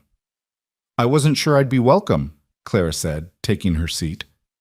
Ethan stood behind her again, but this time it felt less like he was hiding and more like he belonged there. "Yesterday was regrettable," Patricia said carefully. "We reacted emotionally to what felt like a unilateral decision, but after reviewing everything, the maintenance records, the safety violations, the human impact, we understand why you felt immediate action was necessary." "Where's Brennan?" Clara asked. "Resigned," Richard said flatly. "Or rather, we encouraged his resignation. It became clear his priorities weren't aligned with the company's values." Clara raised an eyebrow. "Since when do we have values beyond profit?" "Since our CEO risked everything to prove we should."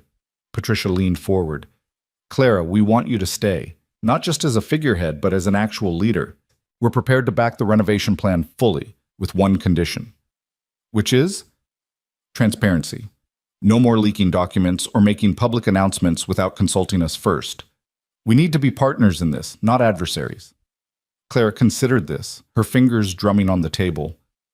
"And if I disagree with a board decision?" "Then we discuss it like adults," Richard said. "We may not always agree, but we'll respect each other enough to communicate. Deal?" Ethan watched Clara weigh the offer. She could walk away, take her trust fund, and start something new without corporate oversight, or she could stay and fight from the inside, using her position to force real change. "Deal," Clara said finally. "But I have conditions too. First, Ethan Cole becomes Director of Community Integration for Horizon 2.0, reporting directly to me. Second, we establish a tenant advisory board with actual decision-making power, not just token representation. Third, we commit publicly to maintaining at least 60% of all renovated units as affordable housing in perpetuity." The board members exchanged glances. Patricia nodded slowly. "We can work with that, though director seems like a big leap for someone without a formal background." "He has something better than a formal background," Clara said. "He has lived experience and technical expertise. He knows these buildings and these communities in ways none of us do. If we're serious about doing this right, we need people like him making decisions."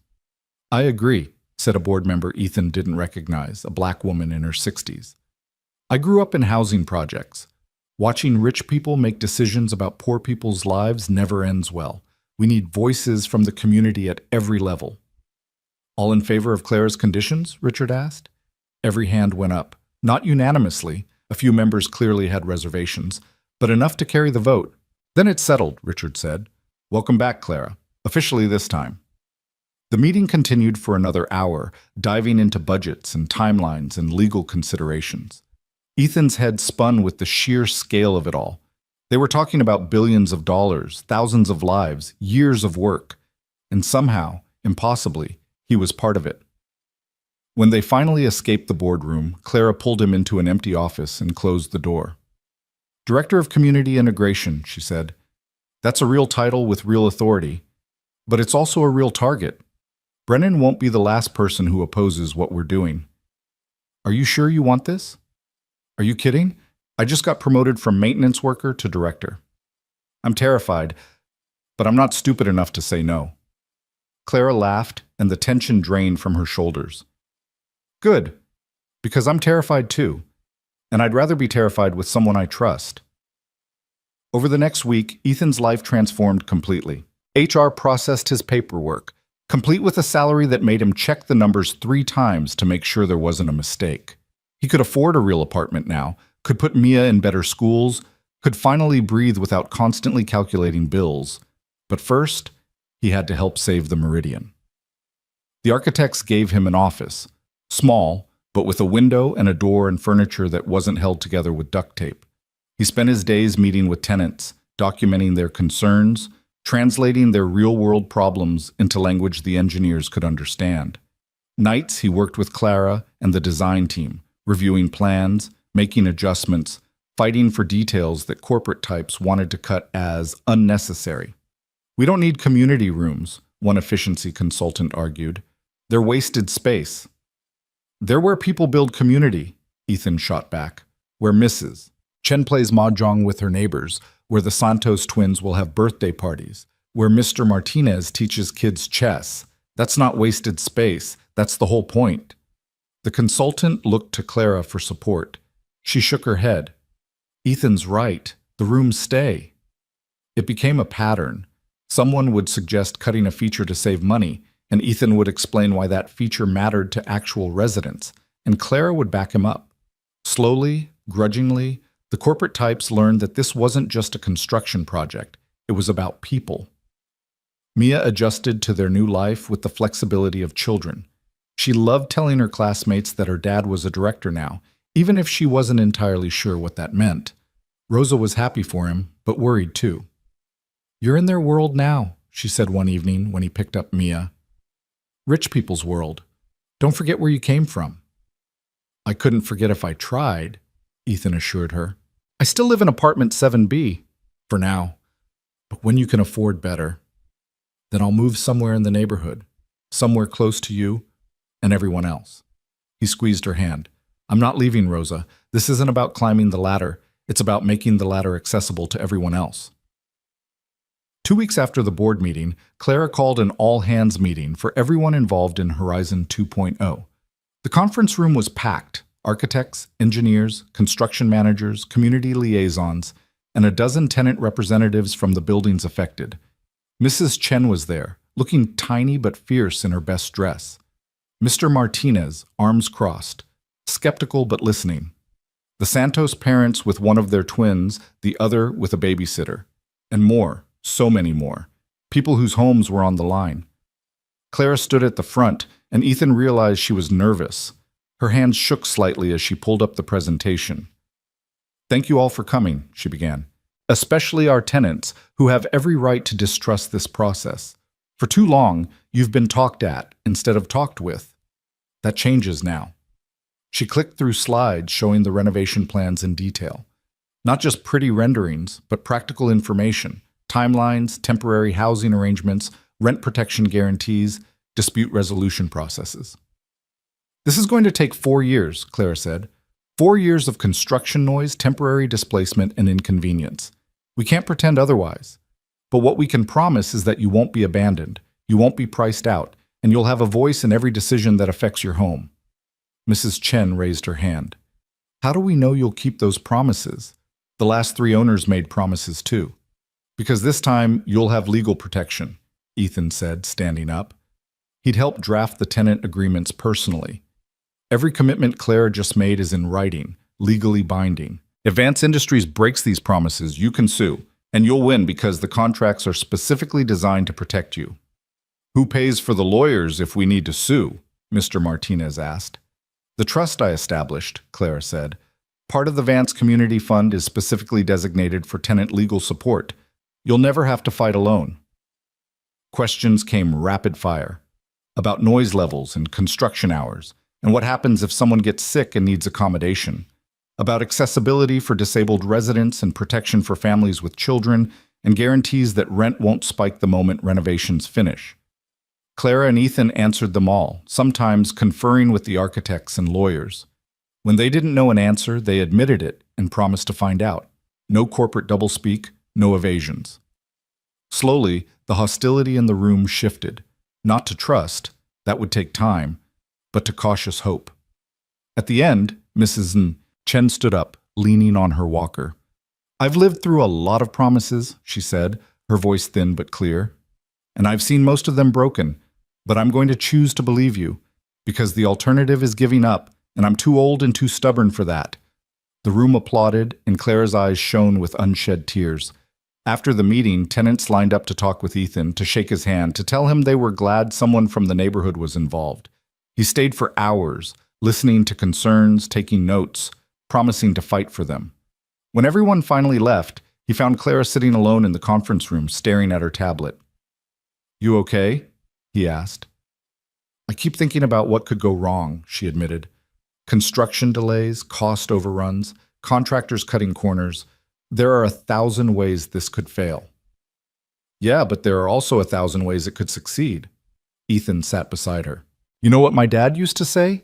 Can't steer a parked car. You've got to be moving to change direction. So we start moving and adjust as we go." Clara smiled. "Your dad sounds wise." "He was a factory worker who drank too much and died at 53 from a heart attack. But he had his moments." Ethan's voice softened. "He'd have liked you, I think. Would have appreciated someone who risks everything to do right by people." "I didn't risk everything. I still have plenty of money left." "You risked your reputation, your company, your position. That's everything that matters to someone like you." Ethan met her eyes. "Don't diminish what you did, Clara. It was brave." She looked away, uncomfortable with the praise. "I'm not brave. I'm just trying to make up for lost time." "Those aren't mutually exclusive." They sat in comfortable silence for a while until Clara's phone buzzed with yet another email requiring her attention. She sighed, standing up. "I should get back to work. Budget review starts in an hour." "Want help?" "You're a director, not my assistant." "I'm also your friend. At least I hope I am." Clara's expression softened.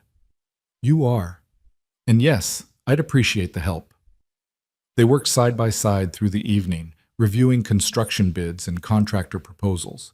Ethan learned to spot red flags, companies promising unrealistic timelines, budgets that seemed too good to be true, vague language that left room for corner cutting.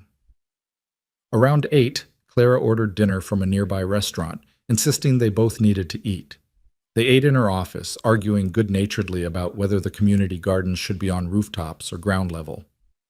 "Rooftops get more sun," Clara argued. "Ground level is accessible to elderly residents and people with disabilities," Ethan countered. "Mrs. Chen can't climb 5 flights of stairs."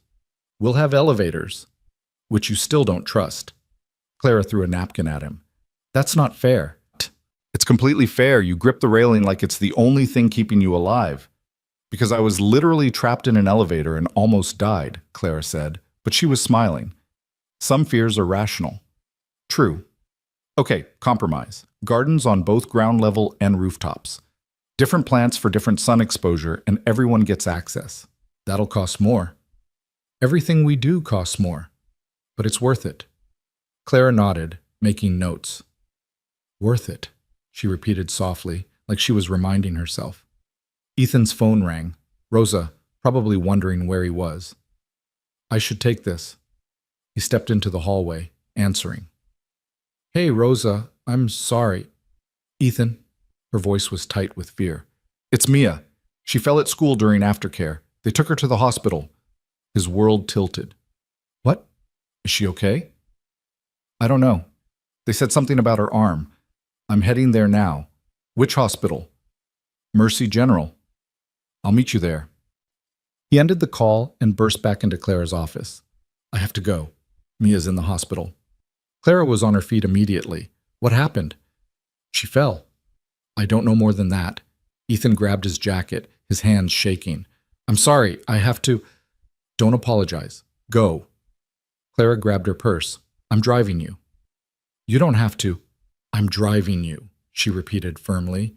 "You're in no state to navigate public transit." They took her car, a sleek electric sedan that probably cost more than Ethan's entire lifetime earnings. Clara drove with surprising aggression, weaving through traffic while Ethan called the hospital repeatedly, getting transferred from department to department without answers. "She's going to be fine," Clara said, but Ethan could hear the fear in her voice too. "Kids are resilient."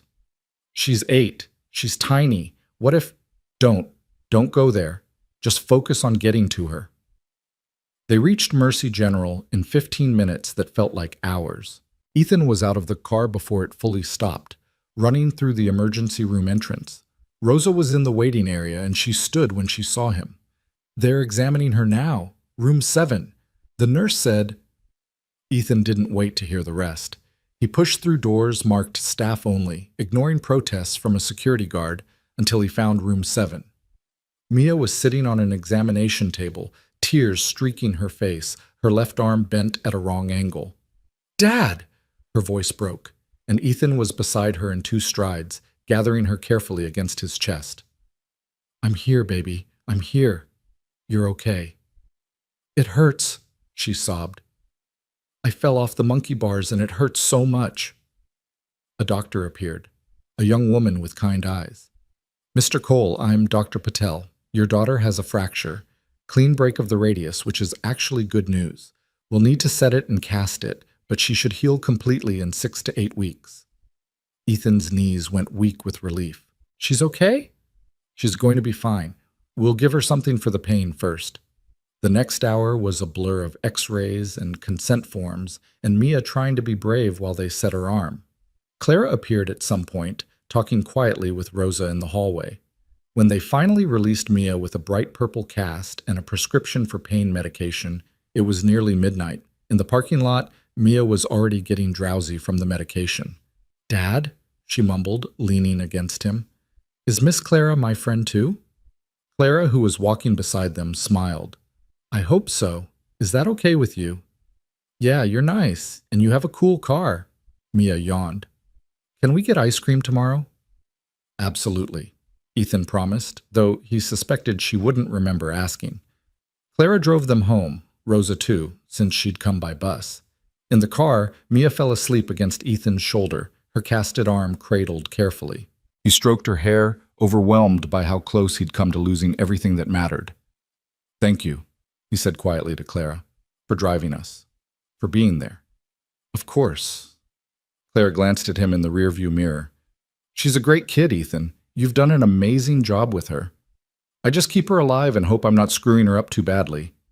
"That's basically all parenting is," Rosa chimed in, "keeping them alive and minimizing the therapy they'll need later." They all laughed softly, and for a moment the fear faded. Mia was okay. Everything else could wait. At the Meridian, Clara insisted on helping Ethan carry Mia upstairs. Together they got her into bed, still in her clothes because she was too deeply asleep to change. Ethan pulled a blanket over her, kissed her forehead, and stood watching her breathe for a long moment. In the kitchen, Clara and Rosa waited.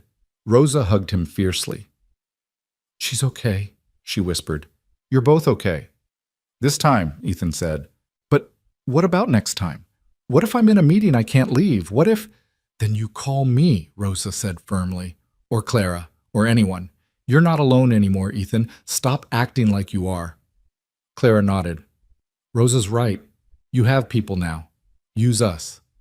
Ethan looked between these 2 women, one who'd been there through everything, and one who'd appeared in his life barely 3 weeks ago, and felt something in his chest loosen. "Thank you," he said again, inadequately. Rosa left, needing to get home. Clara lingered, helping Ethan clean up the small chaos of their emergency departure that morning. They worked in silence, and it felt natural, comfortable. "I should go," Clara finally said. "Let you rest." "Clara?" Ethan stopped her at the door. "Today, in the car, you said kids are resilient. Do you want kids someday?" She looked surprised by the question. "I don't know. I always thought I would eventually, but I kept putting it off, too busy building the company, too focused on success. Now I'm almost 40, and I've missed my chance." "You haven't missed anything. 40 isn't old," says the 32-year-old, Clara said wryly. "I'm 34, actually, and I'm saying it as someone who became a parent at 26 and still has no idea what he's doing." Ethan smiled. "There's no perfect time, Clara. If you want it, you make it happen." She studied his face for a long moment. "Is that what you did? Made it happen?" "Mia happened to me, honestly, but I wouldn't change it for anything." He glanced toward his daughter's room. "She's the best thing I've ever done. The only thing I'm proud of." "You should be proud of more than that," Clara said softly. You should be proud of how you fight for people, how you stayed honest when it would have been easier to take the bribe, how you're changing an entire project just by insisting we see residents as human beings. Ethan felt heat rise to his face. I'm just doing what's right. That's exactly why you should be proud. Clara reached out, squeezed his hand once, then let go. Get some sleep. We have a community meeting tomorrow. Tomorrow? I need to stay with Mia. Then bring her. We'll make it kid-friendly. Rosa's daughter can come too. After Clara left, Ethan checked on Mia one more time. She was sprawled across the bed, her casted arms sticking up awkwardly, mouth open in sleep. Perfect and alive, and his. He finally let himself feel the terror he'd been suppressing since Rosa's call, the awful what-ifs, the knowledge that he could lose her in a moment. But he also felt gratitude for doctors and hospitals and friends who drove you there without hesitation. His phone buzzed with a text from Clara. Mia's lucky to have you. Sleep well. See. He typed back, she's lucky to have you too. Both of us are. 3 dots appeared, disappeared, appeared again. Finally, that's the nicest thing anyone said to me in years. Ethan fell asleep on the couch, too exhausted to make it to his bed, and dreamed of purple casts and community gardens and a future that might actually work out. The next morning, Mia woke up fascinated by her cast and disappointed she'd missed most of the hospital experience. Did I get stitches? She asked hopefully. No stitches, just a broken bone. Can my friends sign my cast? Absolutely. They made it to the community meeting by noon, Mia with her arm in a sling, proudly showing off her cast to anyone who looked. Maria, Rosa's daughter, drew a butterfly on it with colored markers. Mrs. Chen signed her name in Chinese characters. Even Mr. Martinez cracked a smile and drew a tiny chess piece. Clara presented the updated plans, now incorporating feedback from previous meetings. The community gardens were both ground level and rooftop. The common rooms were larger, with space for activities. The units themselves would be renovated with input from current tenants about layouts and features. This is your home, Clara said. We're just helping you make it better. Anything we do needs your approval. After the meeting, several tenants approached Ethan, thanking him for fighting for them. One elderly man, whom Ethan recognized from the 4th floor, but had never really talked to, gripped his hand tightly. My grandson's in college, the man said, studying engineering. When he heard about what you're doing, maintenance worker to director, he called me crying. Said if you could do it, maybe he could too. You're giving people hope, son. Don't underestimate that. Ethan didn't know what to say. He'd never thought of himself as inspirational.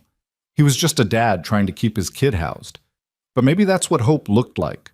Not grand gestures, but ordinary people refusing to give up.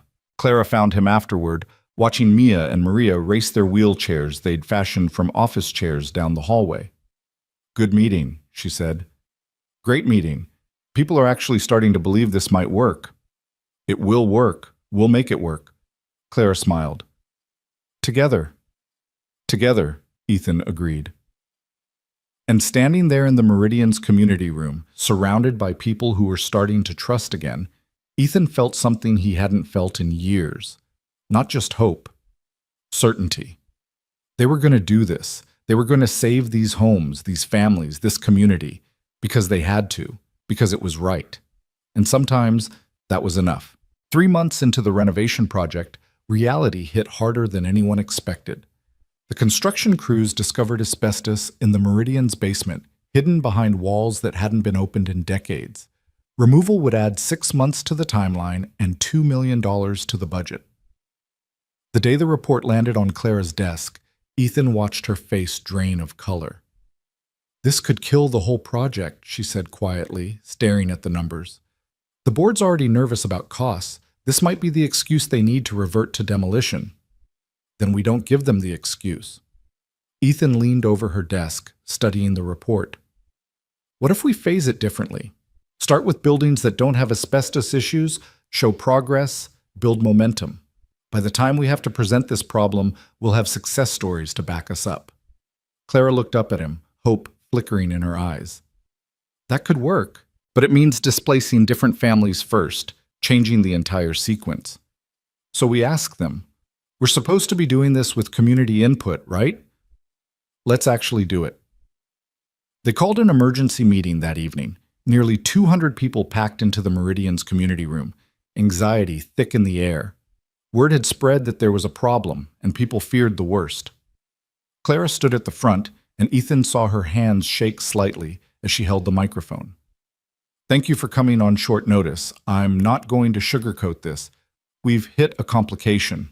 She explained the asbestos, the cost increase, the timeline delay.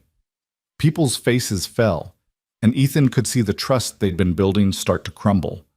Mrs. Chen looked like she might cry. Mr. Martinez's expression hardened into familiar cynicism. But, Clara continued, we're not giving up. We're asking for your help to solve this together. We can change which buildings we renovate first, minimize disruption, and keep the project moving forward. It'll take longer, but we'll get there. How much longer? Someone called out. 5 years instead of 4, maybe 6 if we hit more surprises. The room erupted in worried conversation. A young mother stood up, baby on her hip. 6 years? My son will be in 2nd grade by then. How do we plan our lives around that kind of uncertainty? I know it's not ideal, Clara said, but the alternative is demolition, is starting over somewhere else, somewhere you can't afford, somewhere far from everything you know. I'm asking you to be patient with us, to trust that we're doing everything we can. Why should we trust you? Mr. Martinez stood, his voice bitter. You're rich. If this fails, you move on to the next project. We're the ones who lose everything. Clara flinched, but before she could respond, Ethan stepped forward. He's right, he said, and the room went quiet. Ms. Vance has money and options. If this fails, she'll be fine. But you know who else loses everything if this fails? Me. My daughter. We live here too. In apartment 7B, same as always. He looked around the room, meeting eyes. I know most of you.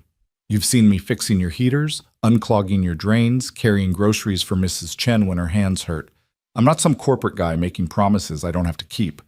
I'm your neighbor. And I'm telling you, Clara's the real deal. She's fighting for us. But she can't do it alone. We have to fight too. We have to be patient and flexible and willing to deal with setbacks.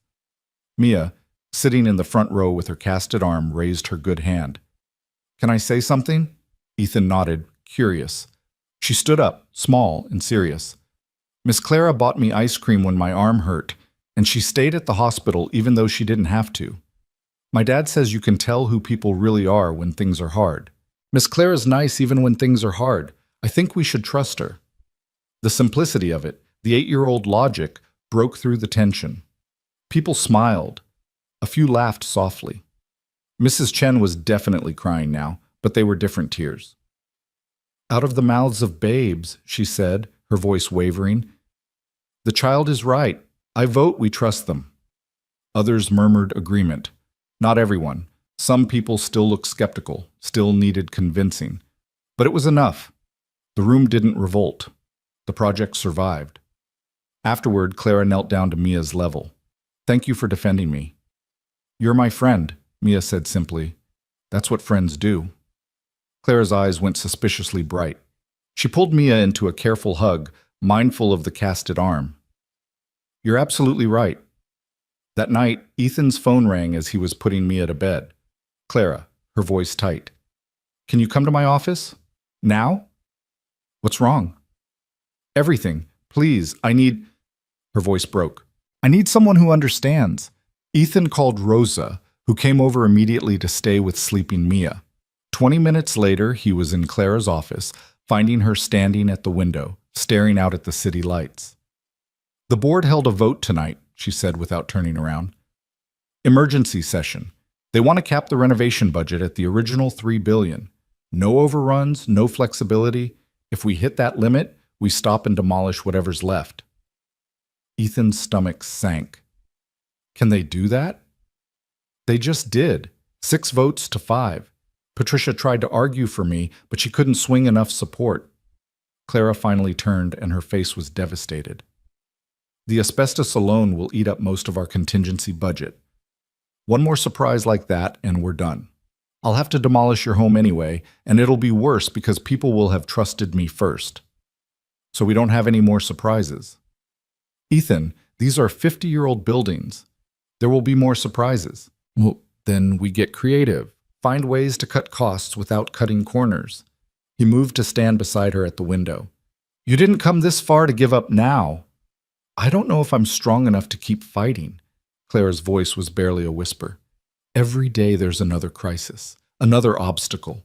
The contractors are behind schedule. Materials costs keep rising. Half my executive team thinks I've lost my mind. And now the board is actively trying to sabotage the project. They're not sabotaging it. They're scared.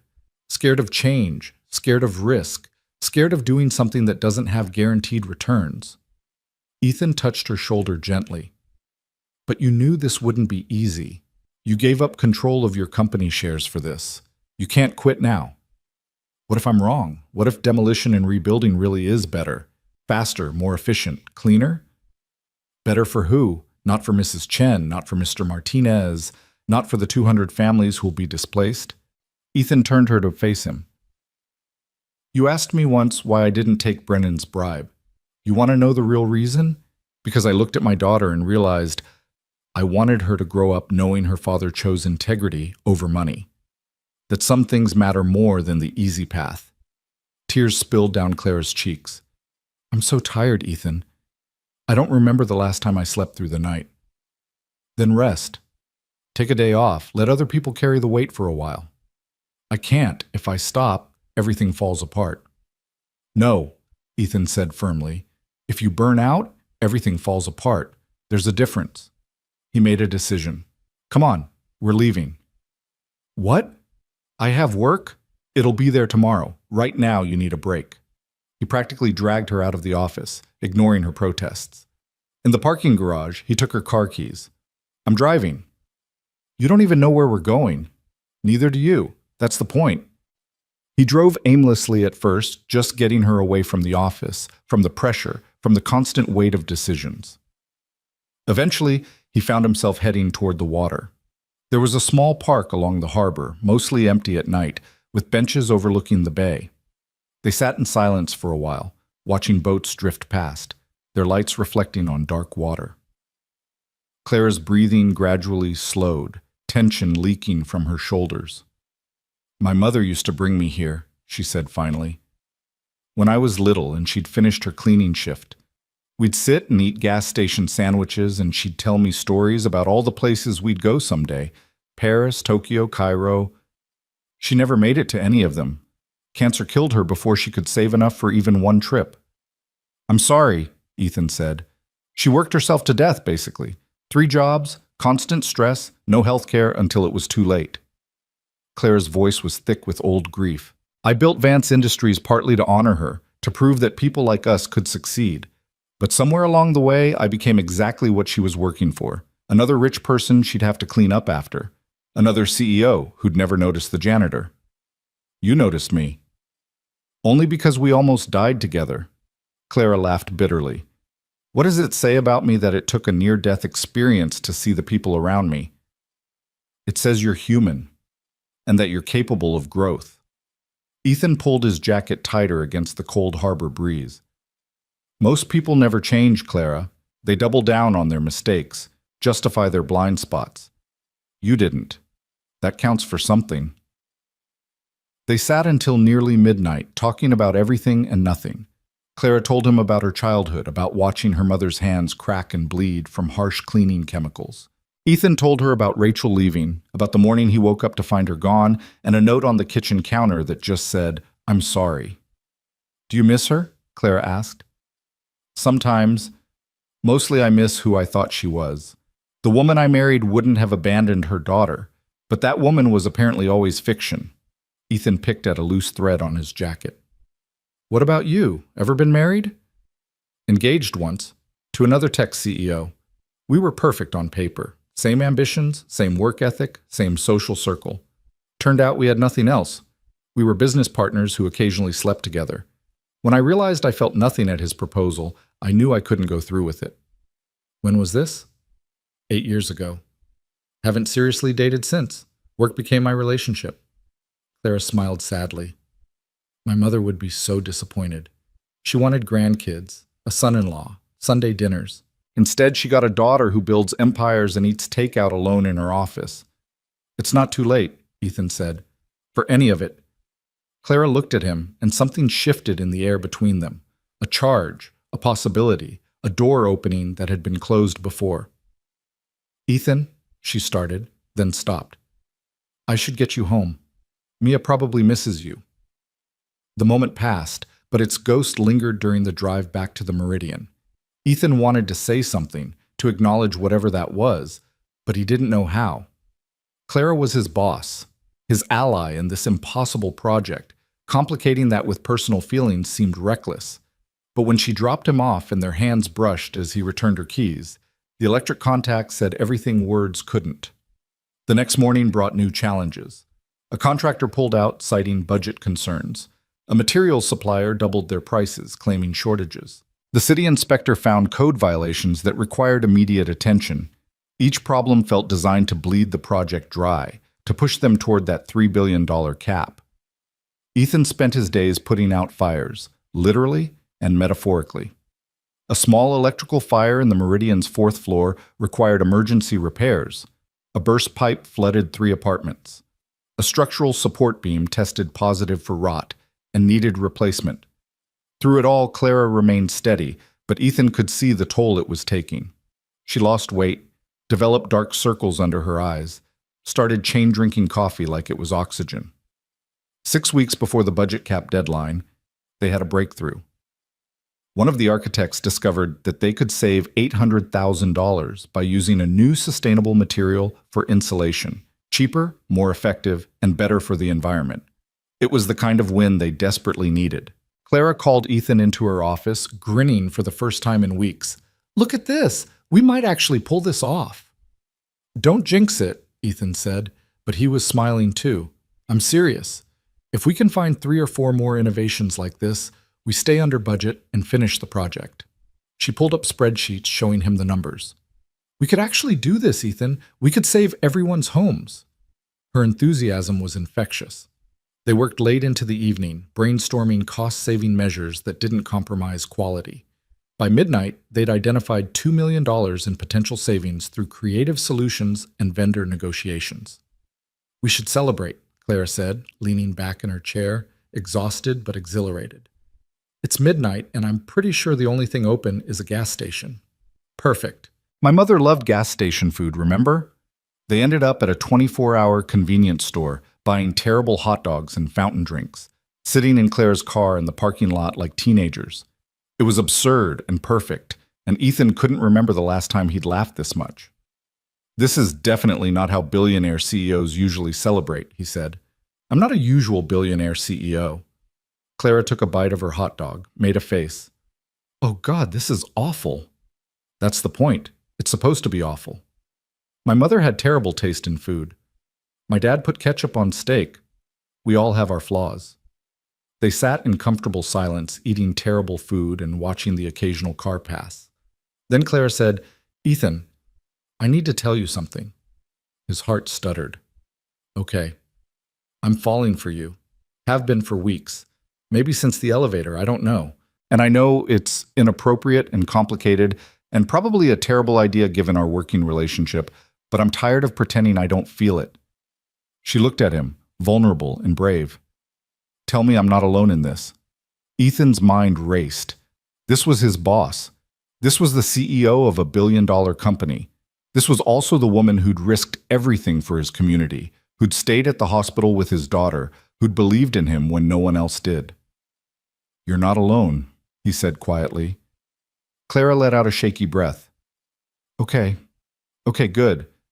Because I wasn't sure if I was reading the signals right, and I thought maybe—" He kissed her. It wasn't planned or smooth or anything like the movies.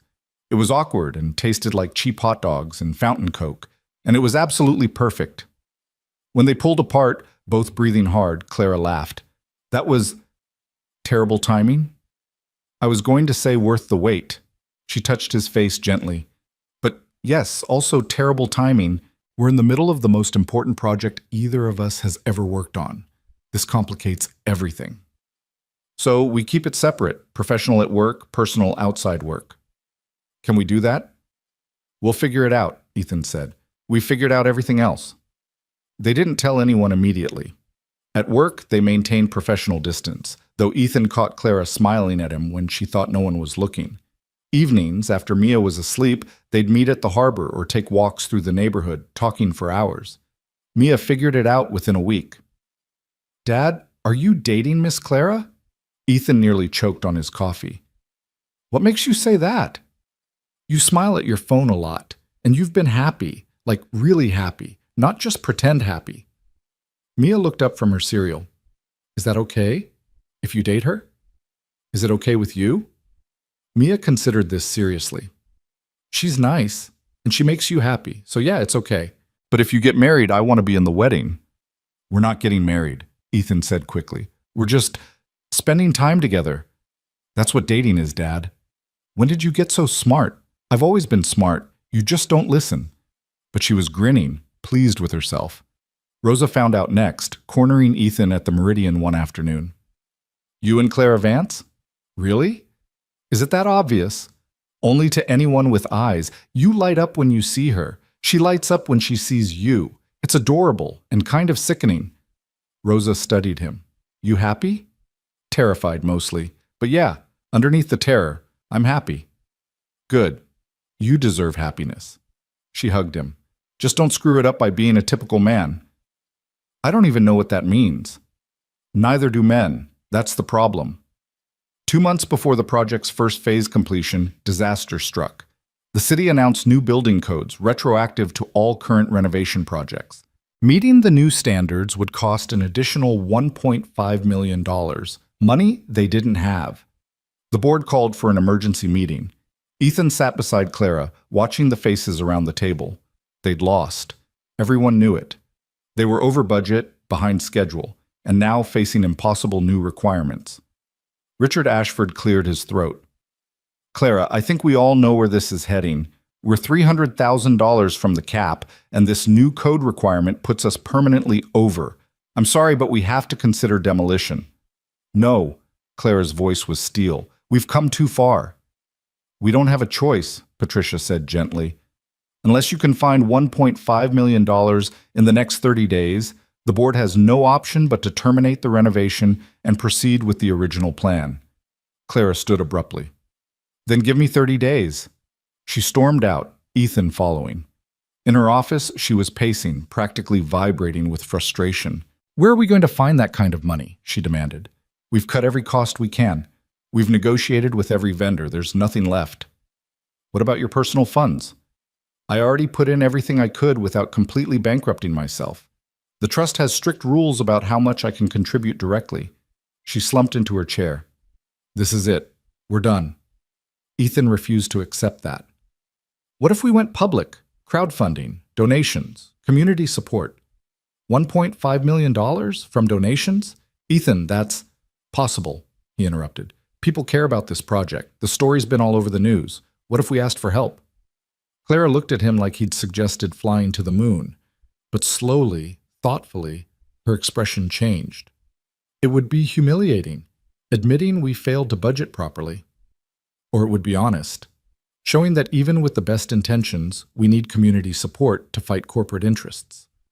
Ethan leaned on her desk. "You've always said this was about people, not profit. Prove it. Let people be part of the solution." They launched the campaign that night.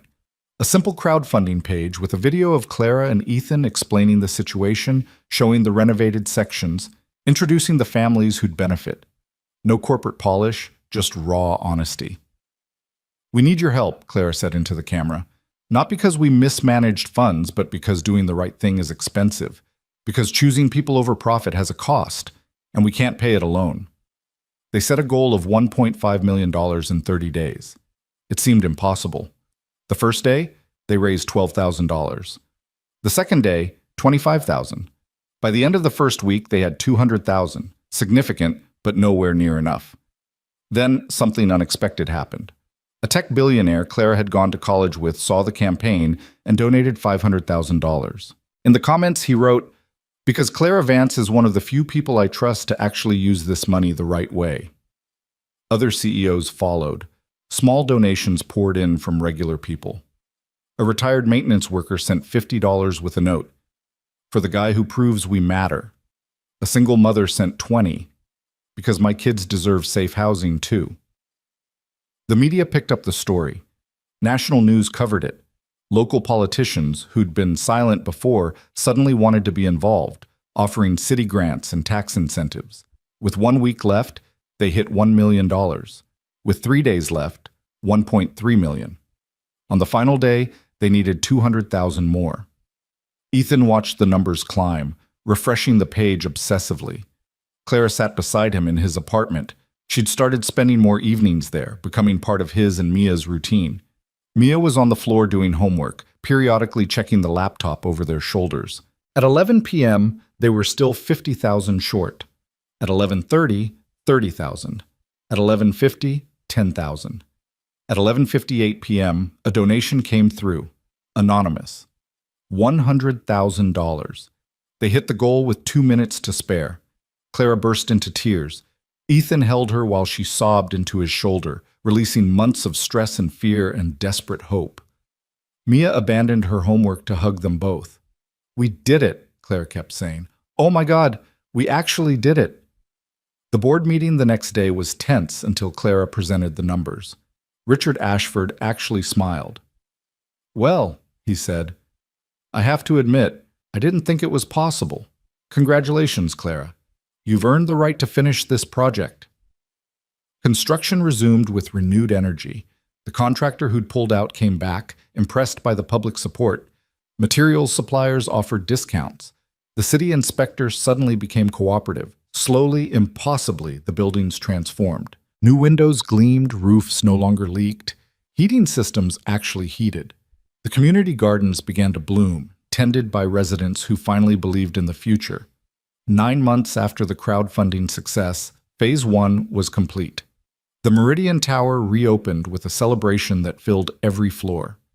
Mrs. Chen walked through her renovated apartment with tears streaming down her face, touching walls that were now properly insulated, opening windows that actually opened, turning on lights that worked reliably. "It's beautiful," she whispered. "After all these years, it's finally beautiful." Mr. Martinez, still gruff but softer around the edges, found Ethan in the crowd. "You know what? I was wrong about you, about her, about all of it. Thank you for not giving up on us." The Santos twins, now toddlers, ran through the community room squealing with delight. Young families moved into renovated units, paying rent they could actually afford. The building hummed with life and possibility. Clara stood on the rooftop garden. Ground-level gardens had been completed too, but the rooftop was her favorite, looking out at the neighborhood. Ethan found her there as the sun set, painting everything gold. "You did it," he said, wrapping his arms around her from behind. "We did it," she corrected. "I couldn't have done this without you." "That's objectively false. You're a billionaire genius." "I'm a billionaire who was so focused on innovation that I forgot about people. You reminded me what matters." She turned in his arms. "I've been thinking about something." "Dangerous activity." She swatted him playfully. "I'm serious. I want to expand this. Take the Horizon model, real renovation, community input, affordable housing, and apply it to other cities. We proved it works. Why stop here?" "Because it's exhausting and you aged 10 years in the past 12 months? I aged 3 years, maximum. And I'd do it again." Clara's eyes shone with excitement. "Think about it, Ethan. We could create a template, teach other cities how to revitalize without displacement. You could lead the community integration side, travel to different projects, train other directors. What about Mia? Bring her, or travel during summers and breaks, or..." Clara hesitated. "Or I could stay here more, be home more, if you wanted that." Ethan understood what she was really asking. "Are we talking about work or something else?" "Both, either. I don't know." She looked nervous, which was rare for Clara. "I love you, Ethan.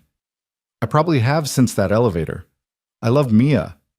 I love the life you've built, the person you are. And I want to be part of it, if you'll let me." His heart felt too big for his chest. "I love you too. But you need to know, I come with complications. A daughter who'll always be my first priority. An ex-wife who's legally still entitled to custody if she ever bothers to claim it. A lifetime of financial instability that makes me paranoid about money." I come with complications too, Clara said. A company that still needs me. A tendency to work too much.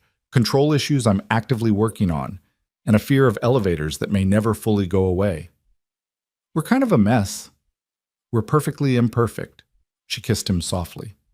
So what do you say? Want to be messy together? Yeah, Ethan said. Yeah, I really do. 1 year later, they stood in the same rooftop garden for a very different celebration. The Horizon 2.0 project had been renamed The Haven, Claire's idea, honoring her mother's wish to provide safe havens for working families. All 5 buildings were complete, housing over 800 families in affordable, sustainable, community-driven housing. But today was about something smaller and more personal. Mia stood between them in a purple dress that matched her long-heeled arm cast, holding a small bouquet. Are you sure I can't say the vows? She asked for the 3rd time. You're the maid of honor, Clara said, straightening Mia's flower crown. That's even more important. Fine, but I'm giving a speech at the reception. We're counting on it, Ethan said. The ceremony was small.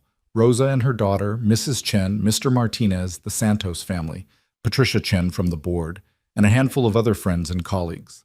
Not fancy or elaborate.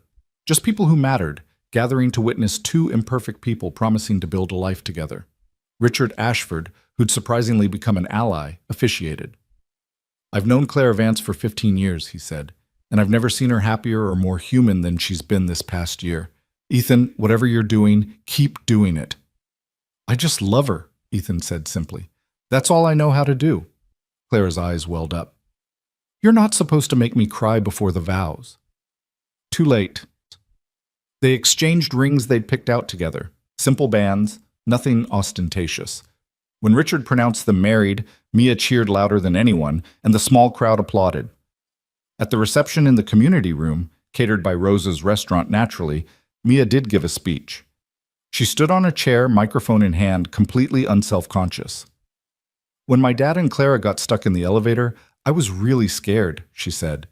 I thought maybe he wouldn't come home, but he did, and he brought Clara with him, and she's been coming home ever since.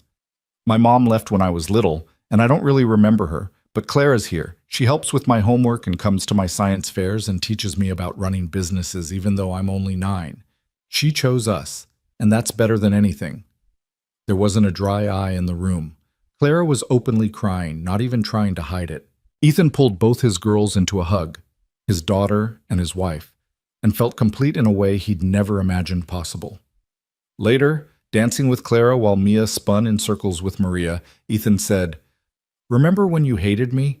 When I was just the maintenance guy from the building you were going to demolish? I never hated you, I just didn't see you yet." Clara rested her head on his shoulder. Best broken elevator of my life. Pretty sure it's the only broken elevator of your life. Thank God for that. They swayed to music, surrounded by people whose homes they'd saved, in a building that represented everything they'd fought for. Not perfection. There were still problems, still challenges, still work to be done. But possibility. Hope. Community. Mrs. Chen approached them, moving slowly with her walker. "I wanted to give you something," she said, handing Clara a small box. Inside was a jade bracelet, delicate and clearly old. "This was my mother's," Mrs. Chen explained. "She wore it when she came to this country with nothing. She told me to give it to someone who understands that home isn't about the building. It's about the people inside it. I think you understand that now." Clara slipped the bracelet on, tears streaming freely. "I'll treasure it. Thank you." After Mrs. Chen moved away, Ethan kissed his wife's temple. "You changed her life." "We changed her life, and she changed mine." Clara looked around the room, at the families, the community, the home they'd all built together. A building isn't smart unless it has a heart. I really believe that now. Mia tugged on Clara's dress. "Can we have cake now? I'm starving, and I've been very patient." "Cake it is," Clara said, laughing. They cut the cake together, the 3 of them, a family cobbled together from broken elevators and impossible projects, and the stubborn refusal to give up.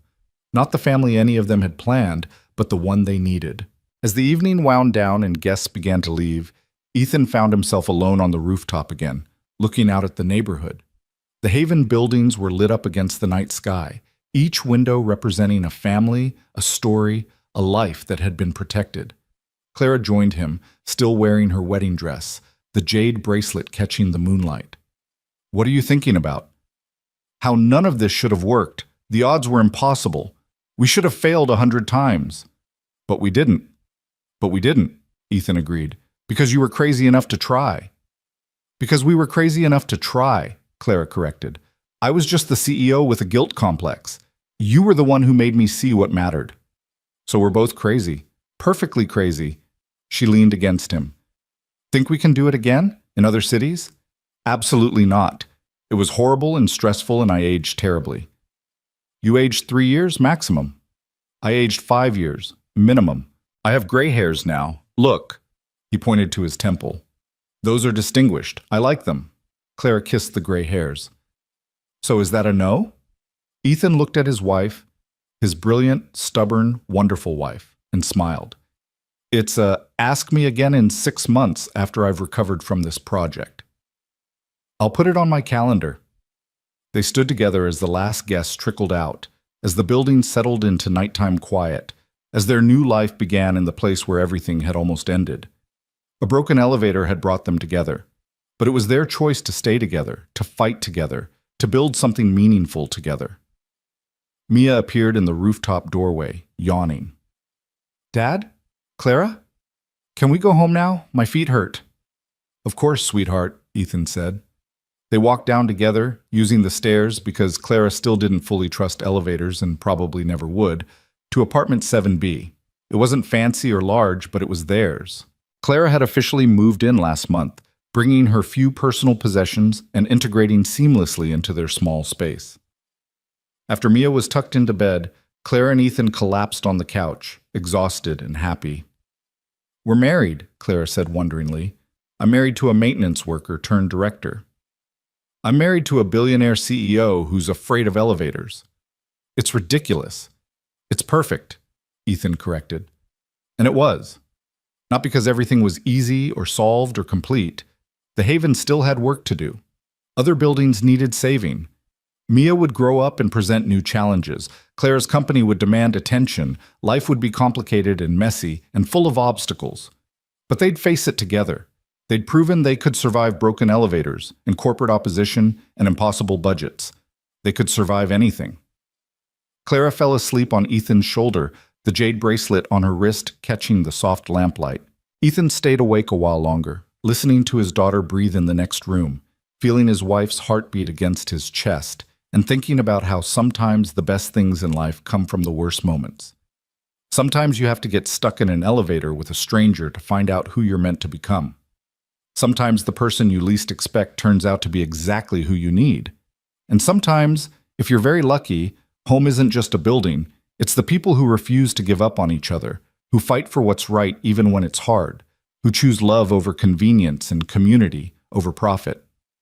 The Meridian Tower, now the Haven, stood solid in the night, its renovated walls sheltering hundreds of families who would have been displaced.